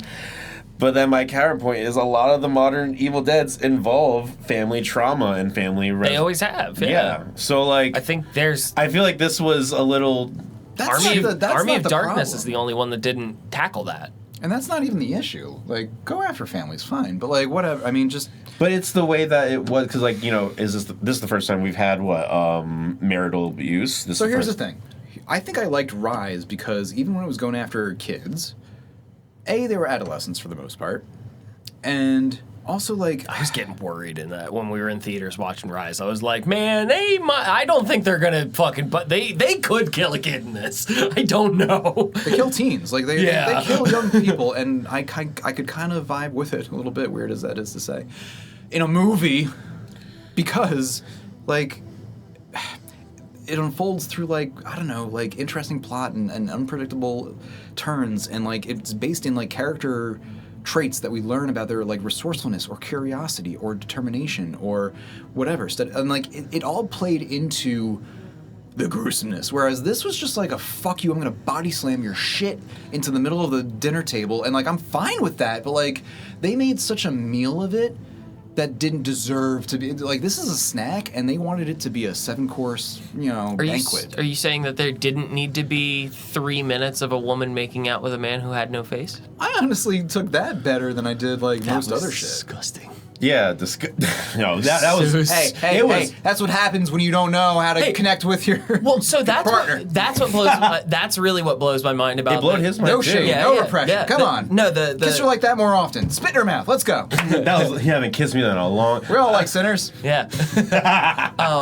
No, it's like that's really what blew my mind about like video effects being so hit or miss in this because like the makeup was fucking on. The fucking gag with the headrest. That was real. They fucking made that shit look fucking real. It's very cool. A chunk of his head was makeup. Like obviously the parts that were missing was video effect. But in that shot, when you're seeing the inner workings When of you're his seeing it fucking that looked incredible for video effect. What the fuck happened with the fucking burn victim thing? With Vecna, I mean, it's just That was rough. my own, like, I hate to say my only setback, because again, I can justify and I can understand where these things come from, and like, it's not saying like dog killing isn't a deal breaker for me, but like, again, in the context, would have loved without it, Yeah. but it's not like, you know. I thought it was gonna make or break it a lot more than how I feel about it now. Like it was like, did it In the happen? moment, oh my god! I was in the very moment, upset. No, in the moment, I was like, I was very upset. I was mad. Actually, I was tight in my seat, Yeah. just like I was fucking mad, and I was like, why? Why did we have to fucking go here? But then it's like, and then it promptly moved past it. Look over here, look over there. There's 9 other things happening now, and it's like, okay, well, it's like, I'm not gonna excuse it, but I can look past it to an extent. I mean, it's not like 30 stabs. Yeah. That was fucking incredible. That Apparently, that scene went on for a Yeah. lot longer, and they had to if cut it went it. any further, it would have. They cut the bumps because of, or to say Yeah, the for rating. rating. Yeah. I really like that there was some stuff that it's like I just hadn't seen before. It's like I've seen like plenty of action movies or war movies or this, that, and the other where it's like there's gunshot wounds or somebody like gets shot in the face or something like that. Like I've seen brutal movies before. That was fucking obnoxiously crazy when he fucking shoots himself.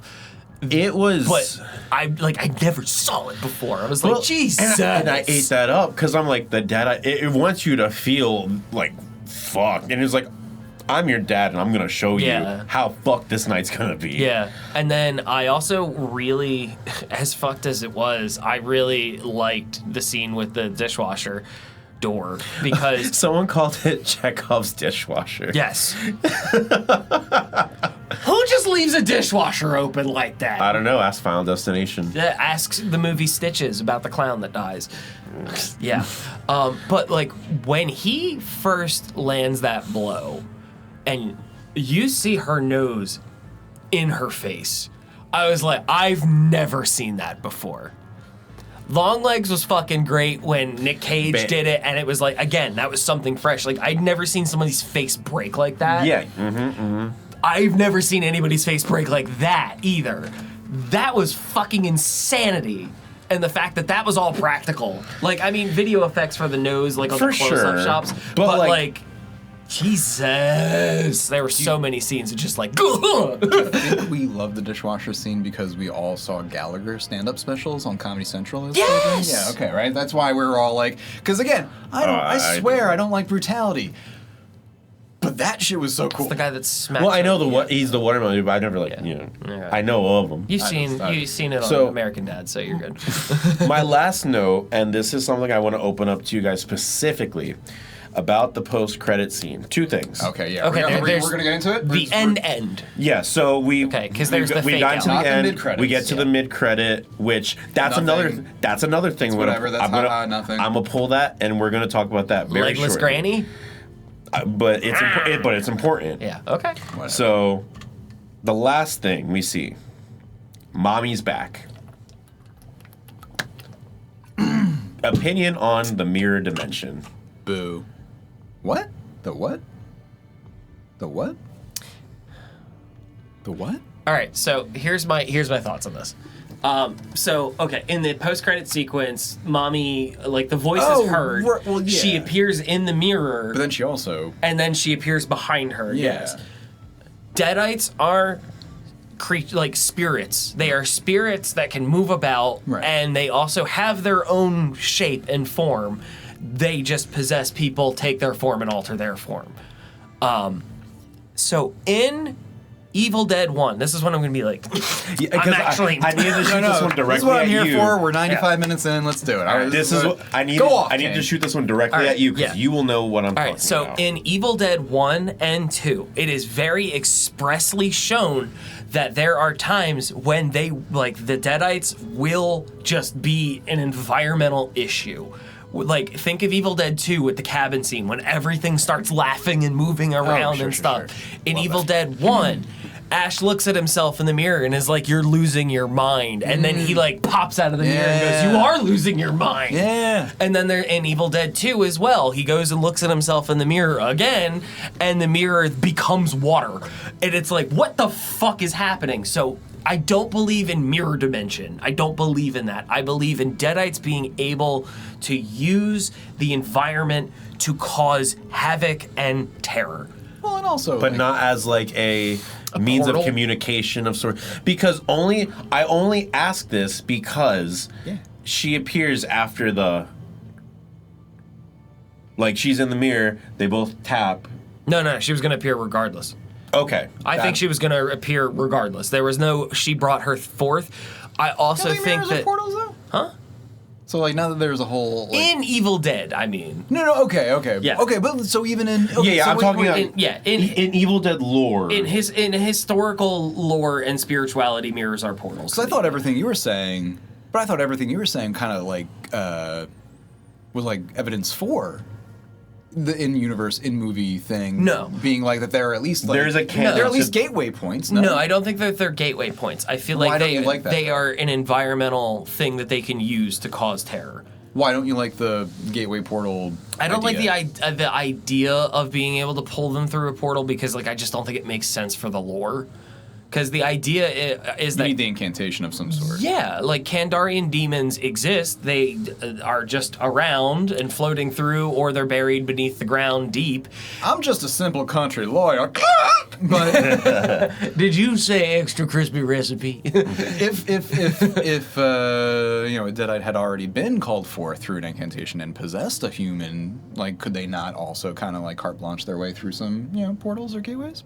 So I think Like the vessel and is to be Like, nothing. You got one 'cause invitation. I now you can, remember you can that travel it's freely. like- you got like a full, Yeah, you got a 'cause full passport. she became an abomination, got ground up, and spit into a thing, and then surely enough, with like Also cremated, apparently. I was a little well, it's the confused by that. inevitable. What they- It's the inevitable after cleanup. Like that, if guess. it existed, they Okay. would have. Somebody would have to come and clean up that. Feels mess. very like the ball was barely in the strike zone, but go on. Yeah. Oh no! This post-scene credit is giving like fan service for the audience. I just want to know. Oh, 100%. except I'm a fan and I hated it. But let's Yeah. keep going. No, I think it's an interesting talking point. I want to think know it's, if I'm misunderstanding. Yeah. I would assume that like it would be cleaned up and then the remains would be cremated. Yes, and I think that the Kandarian spirit that had infested Mommy had attached itself to her, and that particular spirit then has now taken on her visage. Likeliness, Yeah. yeah. Or likeness. visage. Okay, but whatever. So nonetheless, like that seems like semantics. But so like, what do you guys feel about the explicit connection? Because I was like tickled by the cold open cabin sequence, just sort of being vaguely attached. But again, there's no direct, explicit connective tissue there that like fully like whatever. That's kind of like Yeah, all right. it's only hearsay. It's never actually spit out as to where they are because but there taking is the main character. there is the scalped head that they pull out of the and lake that woman that was ties seen into in the first one. That's what I'm saying. But like, we still don't know like who the fuck those kids were at the lake, the cabin, how else that ties. You know what I mean? Like, Nondescript blonde woman. Yeah, it was just kind of like, and I like that it was a little bit loose, and like they can maybe explore. in the lake. The beheaded woman in Burns is also in Rise. If I'm Yeah, not yeah. mistaken. The one who got scalped Yeah, the one that got is scalped the one that they find in the lake. Is the head Is the head they find in the lake, yes. The woman that's out of there. I thought that was the same woman. I thought that the woman.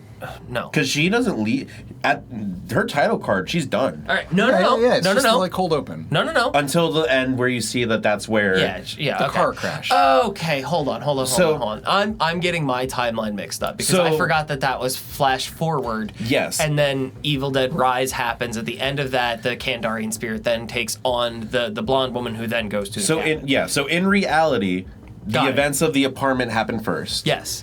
Then lake Cabin. possession. Then burn. attack, and then lake attack. Then lake burn events. Yeah. Continue forward. Yes. That's how that goes. Yeah. Okay. Yeah. Yes. And that's like fairly like we don't need to know the characters. We don't need to know their backstories or lore. It's more just like what you said, more just like chronological kind of winky, Just but like like structurally connected. Also, not just want to say necessarily. shout out that gag when her fucking head Plot-wise. falls off. Yeah. When her head's in the fucking windshield Oh! and her head just falls off. That was disgusting. So Love that. now that I got your opinion on the mirror dimension, the other important thing I want to bring up, which includes the mid-credit scene, Wrath. Wait, hold on. Wait, before we're going on, because like, okay, so like there was that connective tissue, which I was like fine with, but then fucking Alyssa Sutherland showing up. That's where my next point's going to. Okay, but okay. The like the Bixler of it all, is that their last No. name? Bixler's the Bixler of it all is Mummy. I'll explain it in a minute. Right. Okay. No. Okay, but that is Ellie's last name. Yes. Yeah. Okay. Correct. Okay. So yeah, to wrap up both credit scenes and get ready to go into Lee Cronin, we see Deadite Survivor. We see Mommy's back. Wrath is technically a prequel in this series. It happens before the events of Evil It's Dead. like what, 73? 72, 73. Yeah. So it takes place before the cabin. Correct. Before anything. Before OG. Before anything. Yeah. Before the So- 83 Well, incident. no. Why- Technically speaking, it did already happen in Evil Dead 1. In the original Evil Dead, that cabin had already dealt with a Deadite issue Oh, okay. before. So, well, maybe that because the will be- recording on the thing, Sure, he sure, talks sure. about having Yes. to fucking like. They talk But about yeah, it before again any in the other second movie one. is. Yeah. So my main point is, and thanks for reminding me, because that's going to, oh, okay, so we Right. probably have an idea of where they're going. But But loose more ground. importantly, where do they fit into this being presented here when the next movie is happening back there? What are you talking? Who? Mommy and Poppy. We're waiting to find out. Like Yeah. again, like that feels That's so what I mean. That's what I messy. mean. Messy. That's the part that, like, Okay. I think it's Didn't like. for they're setting Yes. up for a future payoff past Wrath. Okay, so how does this not feel like sloppy MCU bullshit? It's the moment that you does. start trying to I mean- cross all the lines. You're trying to put too fine a point on it is what they're trying to do, and I That's don't what I'm like saying. that. Like, how is it I not appreciate the concept of bad? no. I appreciate the concept of in Evil Dead, the fucking Army of Darkness. Yeah. We are presented that there are 3 Necronomicons. They all look different. And then 2013 happens, then Rise happens, and then we start going, hey, wait, those don't look like the Necronomicons from the original. Maybe it's just a thing that they did. And then you come to find out later on, not through anything through the movie, but through lore and what the directors and the producers are going through and being like, no, this is kind of like a little tongue-in-cheek thing. It's like, there were 3 books. These are 3 different movies. Those are the books, and the books all act differently. So you're going to get different. And it's like, I thought that's that was all fine. fucking cool. Yeah, that's great, but like, what does that have to do? You could have full stop there. You didn't need to put in fucking Yeah. mommy coming out. And Again, yeah, what does this achieve? Why are they Yeah. doing it? How? Why? Alyssa like, Southern will return for Endgame. right. That's yeah. I mean, but to your Doomsday. credit, that's what it feels like. Is Yeah. like you've presented us Right. with this. I mean, granted, they don't have to tell us when the next movie is fucking coming out or just, anything. can we but stop like, with post credits though? No, because it's fun when done well. Mm-hmm. But this was not done well, and so you asked, like, I don't know, some time ago, what we thought of the Yeah. post-credit scene. So you're saying what- you what- also don't like it. You're also saying you don't like it. I liked Poppy. I think Alyssa, That's a different shirt. or Polly. My apology. Yeah, Poppy. Yeah, Great Poppy. gam. But yeah, I liked one. I didn't like the other. But that's also because we don't. What we know is coming next is not going to be for a long time. And also, what big point were you saying about the grandma? You're saying the grandma being loose on the loose. So like, Is She's, that's something- it's gonna, just, that's gonna be a it's just like problem. a setup that they're and she's gonna. gonna be a Oh. problem. Yeah. But the next movie we're getting Yeah, if we want isn't to like, gonna include take them. this seriously. So like, what we're gonna hold on to this for like another 6 years? Yeah, it's gonna be Evil Dead Bash or whatever. Like it's gonna be Evil Dead X. And I just then feel they're like gonna they fucking- jumped the shark on this one. I think Rise is really, really good and fun, exactly what you want, and I think Burns is like fucking 'Cause it closed pretty the- much lame, other than like those few camera moves and like makeup and casting. Hear me out. Post credits for this movie, the 2 post credits, just one would have sufficed. It did not No. like it. Just Agreed. leave it at the one, because if it's just the Alyssa Sutherland end credits with nothing else, like Burn is done, credits, post credits, Alyssa Sutherland shows up.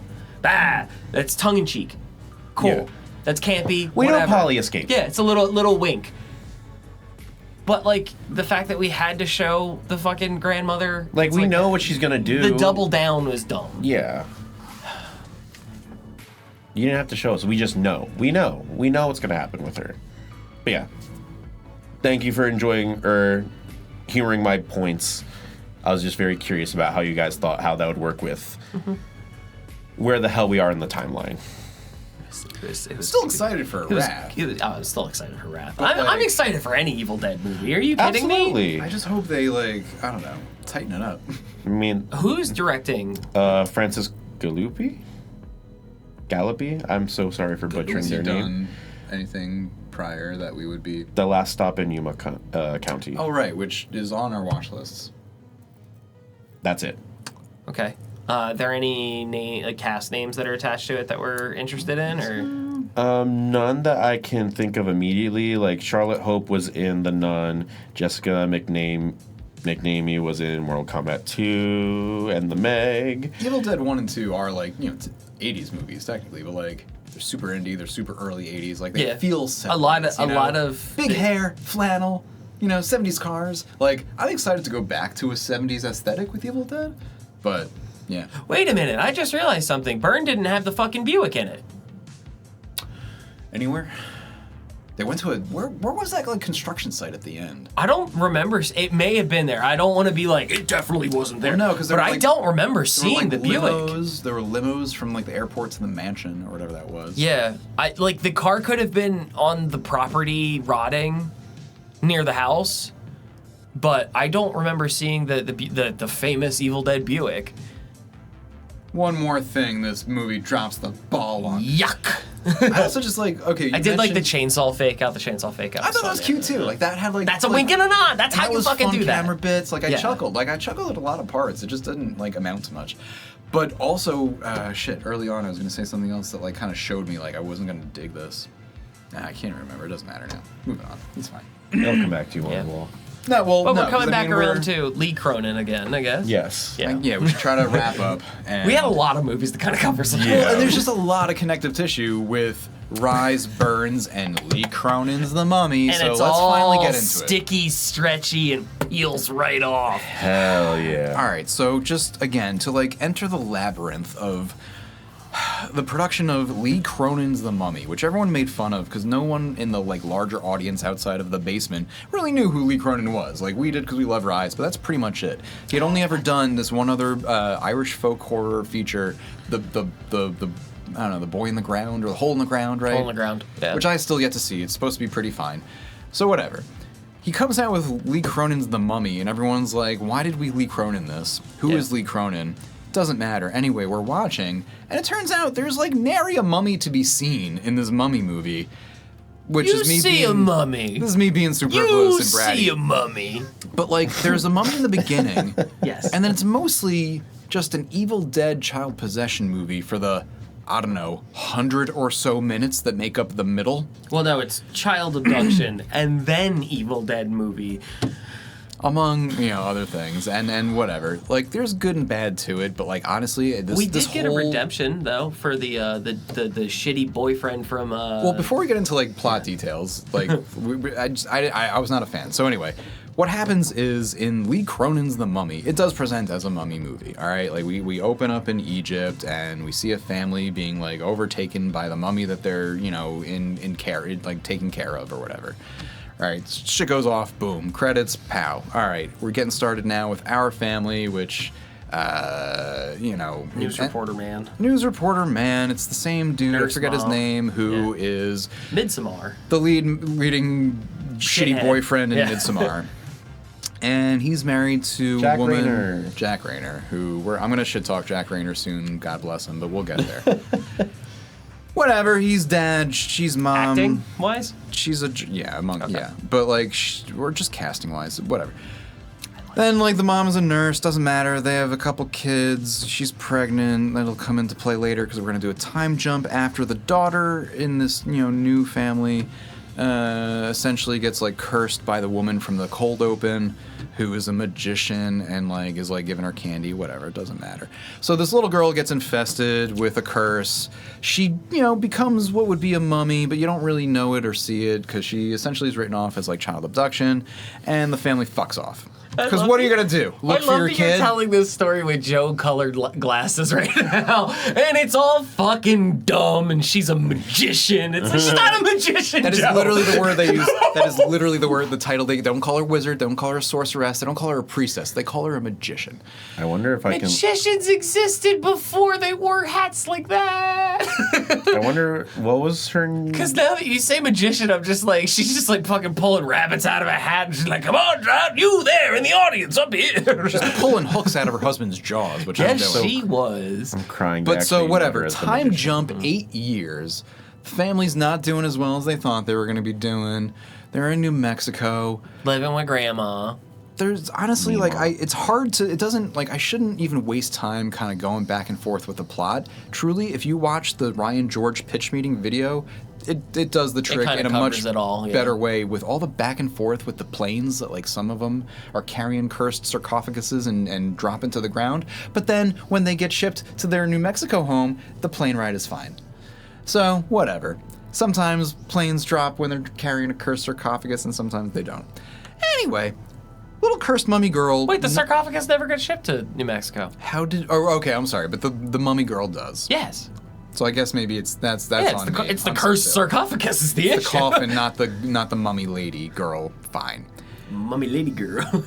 She's not wrapped in bandages. She's in a wheelchair, and honestly, the whole like middle hour plus, which is Act 2, which is just this movie just watching the family be so stupid because we know what's happening. There's no tension because we know what's happening. The characters don't know what's happening, and so it's so much fun to watch them fumble through something that is so obvious. But again, it doesn't resemble a mummy movie. It resembles a possession movie, specifically Evil Dead, because the Deadites spread. Grandma gets infected. Little girl's infected. The new little girl gets infected. And so, like, it just gradually is like a very slow Evil Dead movie that eventually culminates in more, like, you know, cursings and rappings and incantations, but whatever. Like, it feels like torture porn because basically you're just watching this little mummy girl who's not wrapped in bandages get mutilated one way or another, or mutilate others, and either way, it just evokes, like, very slow-paced, like, body horror. But not because of anything clever other than, hey, wouldn't it be fucked up if, like, when you were clipping your toenails, your, like, shin skin ripped off like a ribbon? And, like, again, I don't find much amusement from that. It was a... And that is, like, the point of the movie. Like, tell me what else we're showing up for, if not that bullshit. I feel sick. What else are we supposed to be here for? Accurate Egyptology? No, I can tell you what Noir detective I can investigations? tell you what we're here for. We're Acting? here for... we're here for just enjoying Lee Cronin be Lee Cronin. Which is fine. If you're into, like, the gross out stuff, then, like, you will eat this up and God bless. Yes. I couldn't be bothered. Yeah, No me thanks. and Joe were very on different sides of things. Like, I think I enjoyed this one more than I enjoyed fucking Evil Dead Burn, honestly. Because it was just like, it was weird, it was strange, it kind of did some weird shit, and were they fumbling? Yeah, but like, you know, the bad communication, strained relationships. What happened after the grandma funeral fiasco scene? Debacle? Which is a crazy sequence and, like, very, like, worth of, like, the money shots and, like, that's, like, a crazy... How did that scene end? Grandma funeral? Yeah, like the whole big sequence. So, like mass hysteria, and then... Yeah, what, like, after, like, these little girls are, like, attacking corpses and ripping, you know, throats out and shit and putting dentures and, you know, all this stuff, like... Just hard cut to no one in the house now, and it's just the family. Oh, so they didn't have to write the end of that scene. No. They didn't need to. This movie does that the whole time. Yeah. Except for the ending. I feel like the ending buttons up pretty nicely. This is a movie that doesn't know what it's trying to do. The writing is not there. The characters are non-existent. I'd be interested to know how and why things turned out the way that they did. Because I can't put the fault solely on acting. I can't put the fault solely on writing. I can't, because it's like, while I understand and see your complaints with it. And I don't mean to shit something No, that you you're enjoyed. fine. I just You're like fine. it just bothered me. No, it's I would be interested in seeing like what took place. Like, you know how like Romulus could have been better if like Disney didn't get their hands on it and try to like change everything underneath Fede. I'm curious as to like what took place in the making of this that changed XYZ, because I feel like this movie could have been very complete and could have been very tense. But it's like I can see execs sitting in a boardroom going, "No, I don't know if they're gonna understand it. We should probably fucking just spell it out and just tell them, you know?" And Lee's like, "I don't know if that's a good idea, because like I have this idea for building a thing called tension in a horror movie." And they're like, "No. The audience needs to know what's happening before we tell them what's happening." Yeah, I mean, maybe. It's like fucking, what is it, Lethal Weapon 5, where it's like Mac just kind of talks about, we're doing this thing because XYZ, in case the audience doesn't know. It's literally that. But that's what I mean, and that just like deflate, like what, like it just. It's I did really like the robs me of any reward. when we're following the Egyptian police officer, which I loved. That like, was fun. I wanted that to be more of it. I liked that actress. Like, she was very cool. Like, it just, whatever. She was doing tough detective bullshit that I enjoy that stuff. But Yeah. like, I don't know. It was just all so few and far between and paced out and structured in ways that I just didn't. Like, yeah, think I feel worked. like if they cut away the explaining everything up front to us as to what happened, it would have been a lot more fun to kind of explore it and see as Dad is unveiling things or like going through stuff and trying to piece puzzle stuff together to figure out what the fuck is happening, as well as him talking to like Egypt cop lady. That would have been a lot more fun. Like, don't get me wrong, this movie still got like a fucking like 3.5. Like, I didn't give it like, this isn't like a perfect 5. Like, it's just fun if you like gore shit. It's not fun if you like mystery, suspense, character, or like in my mind pacing. I think there is suspense, but it's not suspense for the right reason. It's not story suspense, it's suspense as to what are they gonna do now? But it's so stretched out, and I didn't even feel the what are they gonna do now. I knew what they were gonna do. They were gonna get fucked.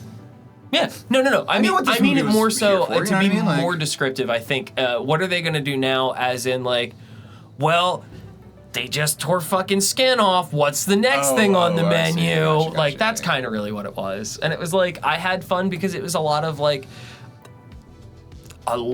really good special effect work. That's what I'm saying. So if you're Special effect into work a was sequence of special effects, then, incredible.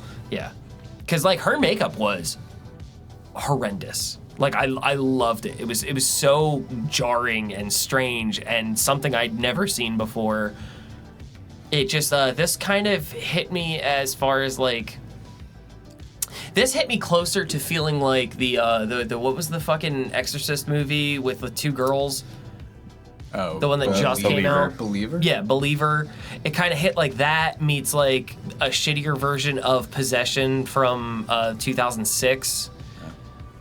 I haven't seen those. Yeah. I got see like I was joking about Thea, right? In Burns and such, but like this was like the opposite of that, where like you ever been to I think it's the is it the shit. Like is it in Philly, the Museum of Medical Horrors or whatever? Yeah. And you're just like looking The Modern at like Museum. Yes, okay, that's I wasn't sure if that was it. Like me and my wife went one time and like I had to leave because like 10 minutes in I was just like, "Oh, I'm just looking at like deformed fetal skeletons." Like none of it I just felt so like it was all so painful and like I'm joking about Thea, right? Like stop making the zombies hot. Don't make me like, don't make the demon cute. But like the little girl in Lee Cronin's The Mummy, It was shocking. The grotesquerie doesn't give me anything fun. Like it's not designed. It's like, hey, did you wish you could ever look at a burn victim longer than is polite? And like I hate that feeling. Like it felt like the point of the movie was to like do things I just don't want to do. Yeah. I can see that. I can understand it. It's like, whereas like I've gone to the Modern Museum several times and I find it fascinating because like it's the morbid curiosity and for me it's the understanding the anatomical anomalies and just understanding it and having to face it. Like it's sort of kind of comes back to like the idea of almost like it's equivalent to, I wouldn't say it's like one-to-one, but it's like the idea of like death positivity, where it's like understanding that you are going to die and like that death is not as scary of a thing. We can talk about it. It just happens and it's a part of our life. Sometimes it's pretty, sometimes it's not. And it's more so the morbid curiosity of knowing like, well, what does that do and how did we get there? Like what, like, that's all really trying to understand the world that we live in, even if it's the not so cherry on top, like sugar coated version of it. Mm-hmm. So no, I love that. Yeah. That makes a lot of sense. I'm usually into like confronting mortality, but like I think whenever I feel like kids are getting involved in ways that aren't like fun, I'm always like, yeah, like it's shrink. difficult, like going like especially just like using the Modern Museum again. It's like going there and seeing a two-headed boy in a jar it affects you. It affects it like, and it's not fun, but it is interesting, and you're trying to understand this world in which we live in.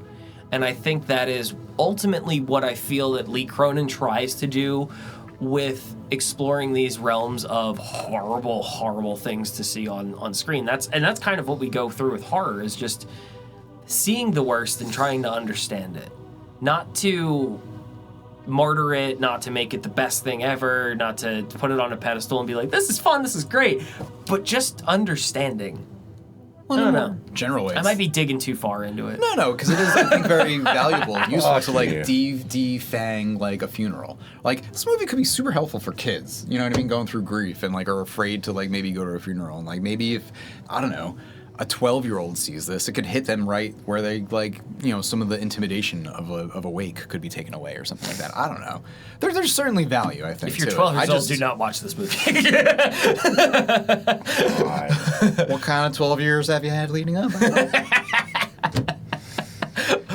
I say as almost assuredly would have watched it at 12 years old. 12-year-olds are big wrestling fans too, and I feel like this, like, there's that is their one, like, there's like a wrestling sequence where the one Deadite is just like truly power slamming his son, like, against every piece of furniture. Burn, yeah. In a dilapidated. Oh yeah, I'm sorry, I'm zipping Burn. back to Burn.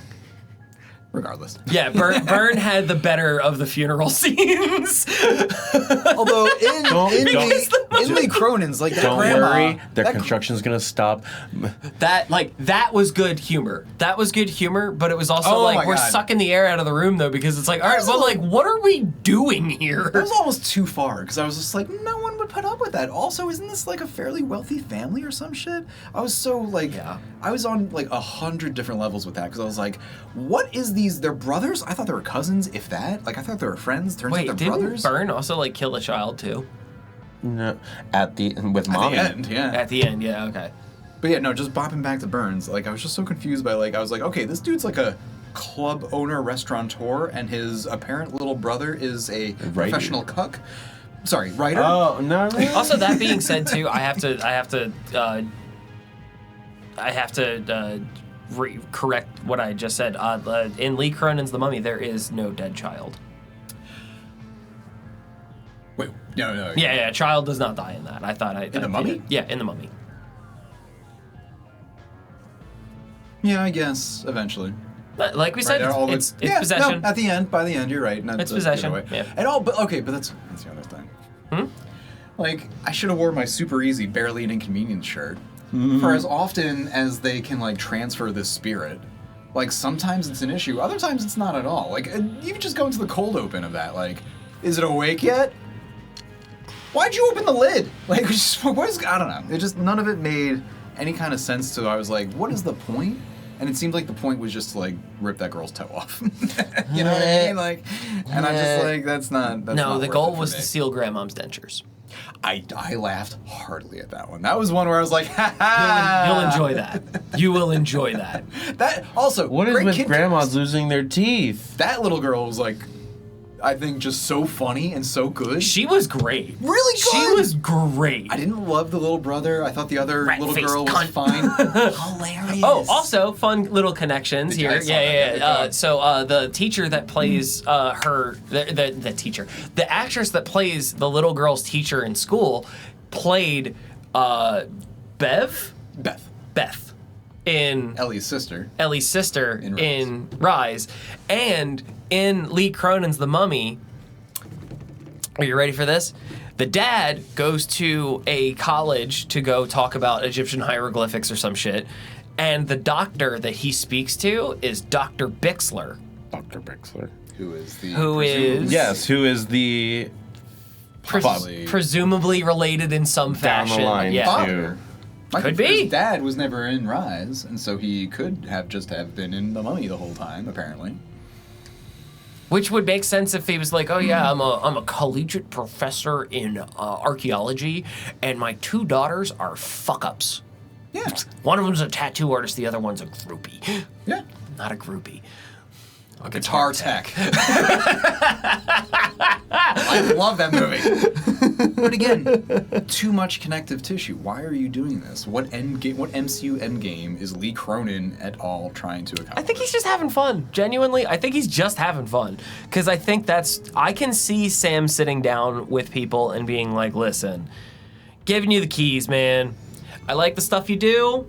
Which is great. Have fun with it. That's He nice. did it with Fede. Did it with Lee. Doesn't he did always it with work, I guess, you know, it's what's fine. his fucking face infested? Vivishek. Sebastian. It's like he's just kind of handing him over and being like, nah, have fun with it. Just go. Because, like, I wish I had that opportunity when I was younger. And that is very cool. I do appreciate OGs kind of giving way to the next comer-uppers, you know? Yeah. And I do think that, you know, not to be the Paul Abdul to end us all here, but, like, as long as you're happy, like, not as long as, because you obviously have everyone's success with there and recognition for it, but, like, are you happy with what you brought? Are you happy that, like, was your vision foreseen. Yeah, I haven't heard anything as to like what Lee Cronin thinks of the Mummy, but I have heard so much from Sebastian recently on the press junkets where it's like, no, we had a blast on set.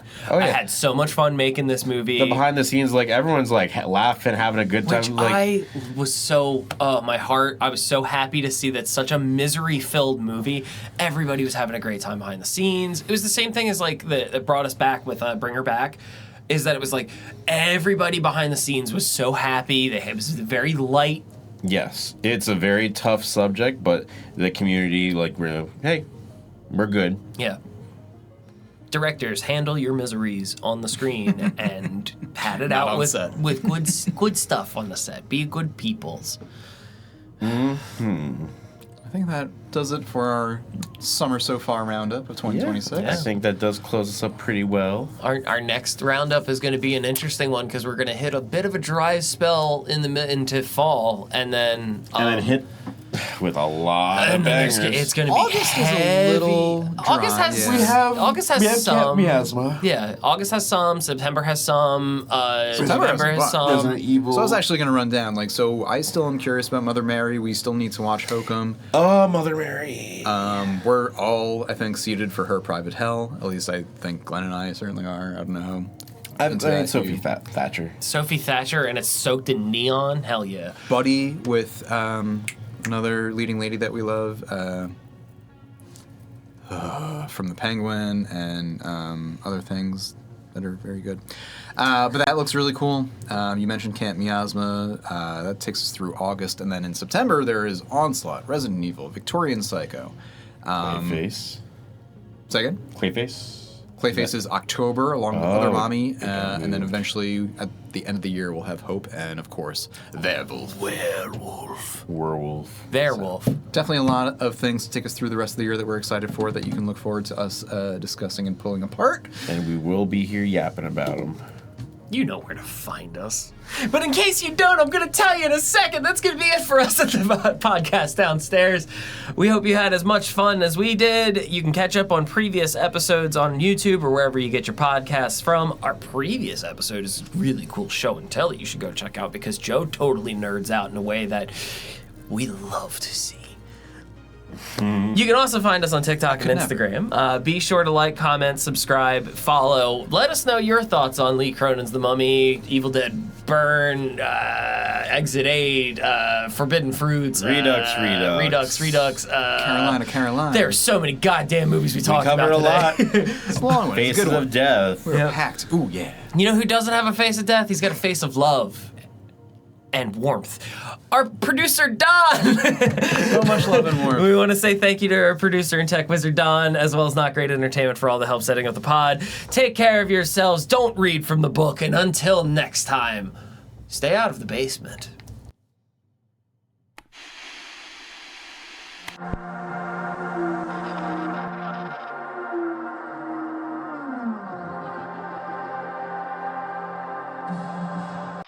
Red the blood of the innocent. Carpet Day. Just want you to stop saying odd shit. Party's over. How's that for a slice of fried gold? I am your mother. Everyone you love around me dies. This is a way of life. Is it dead? Fun time, bitch. I worship Satan. Satan is good. Satan is our pal. I can't believe I just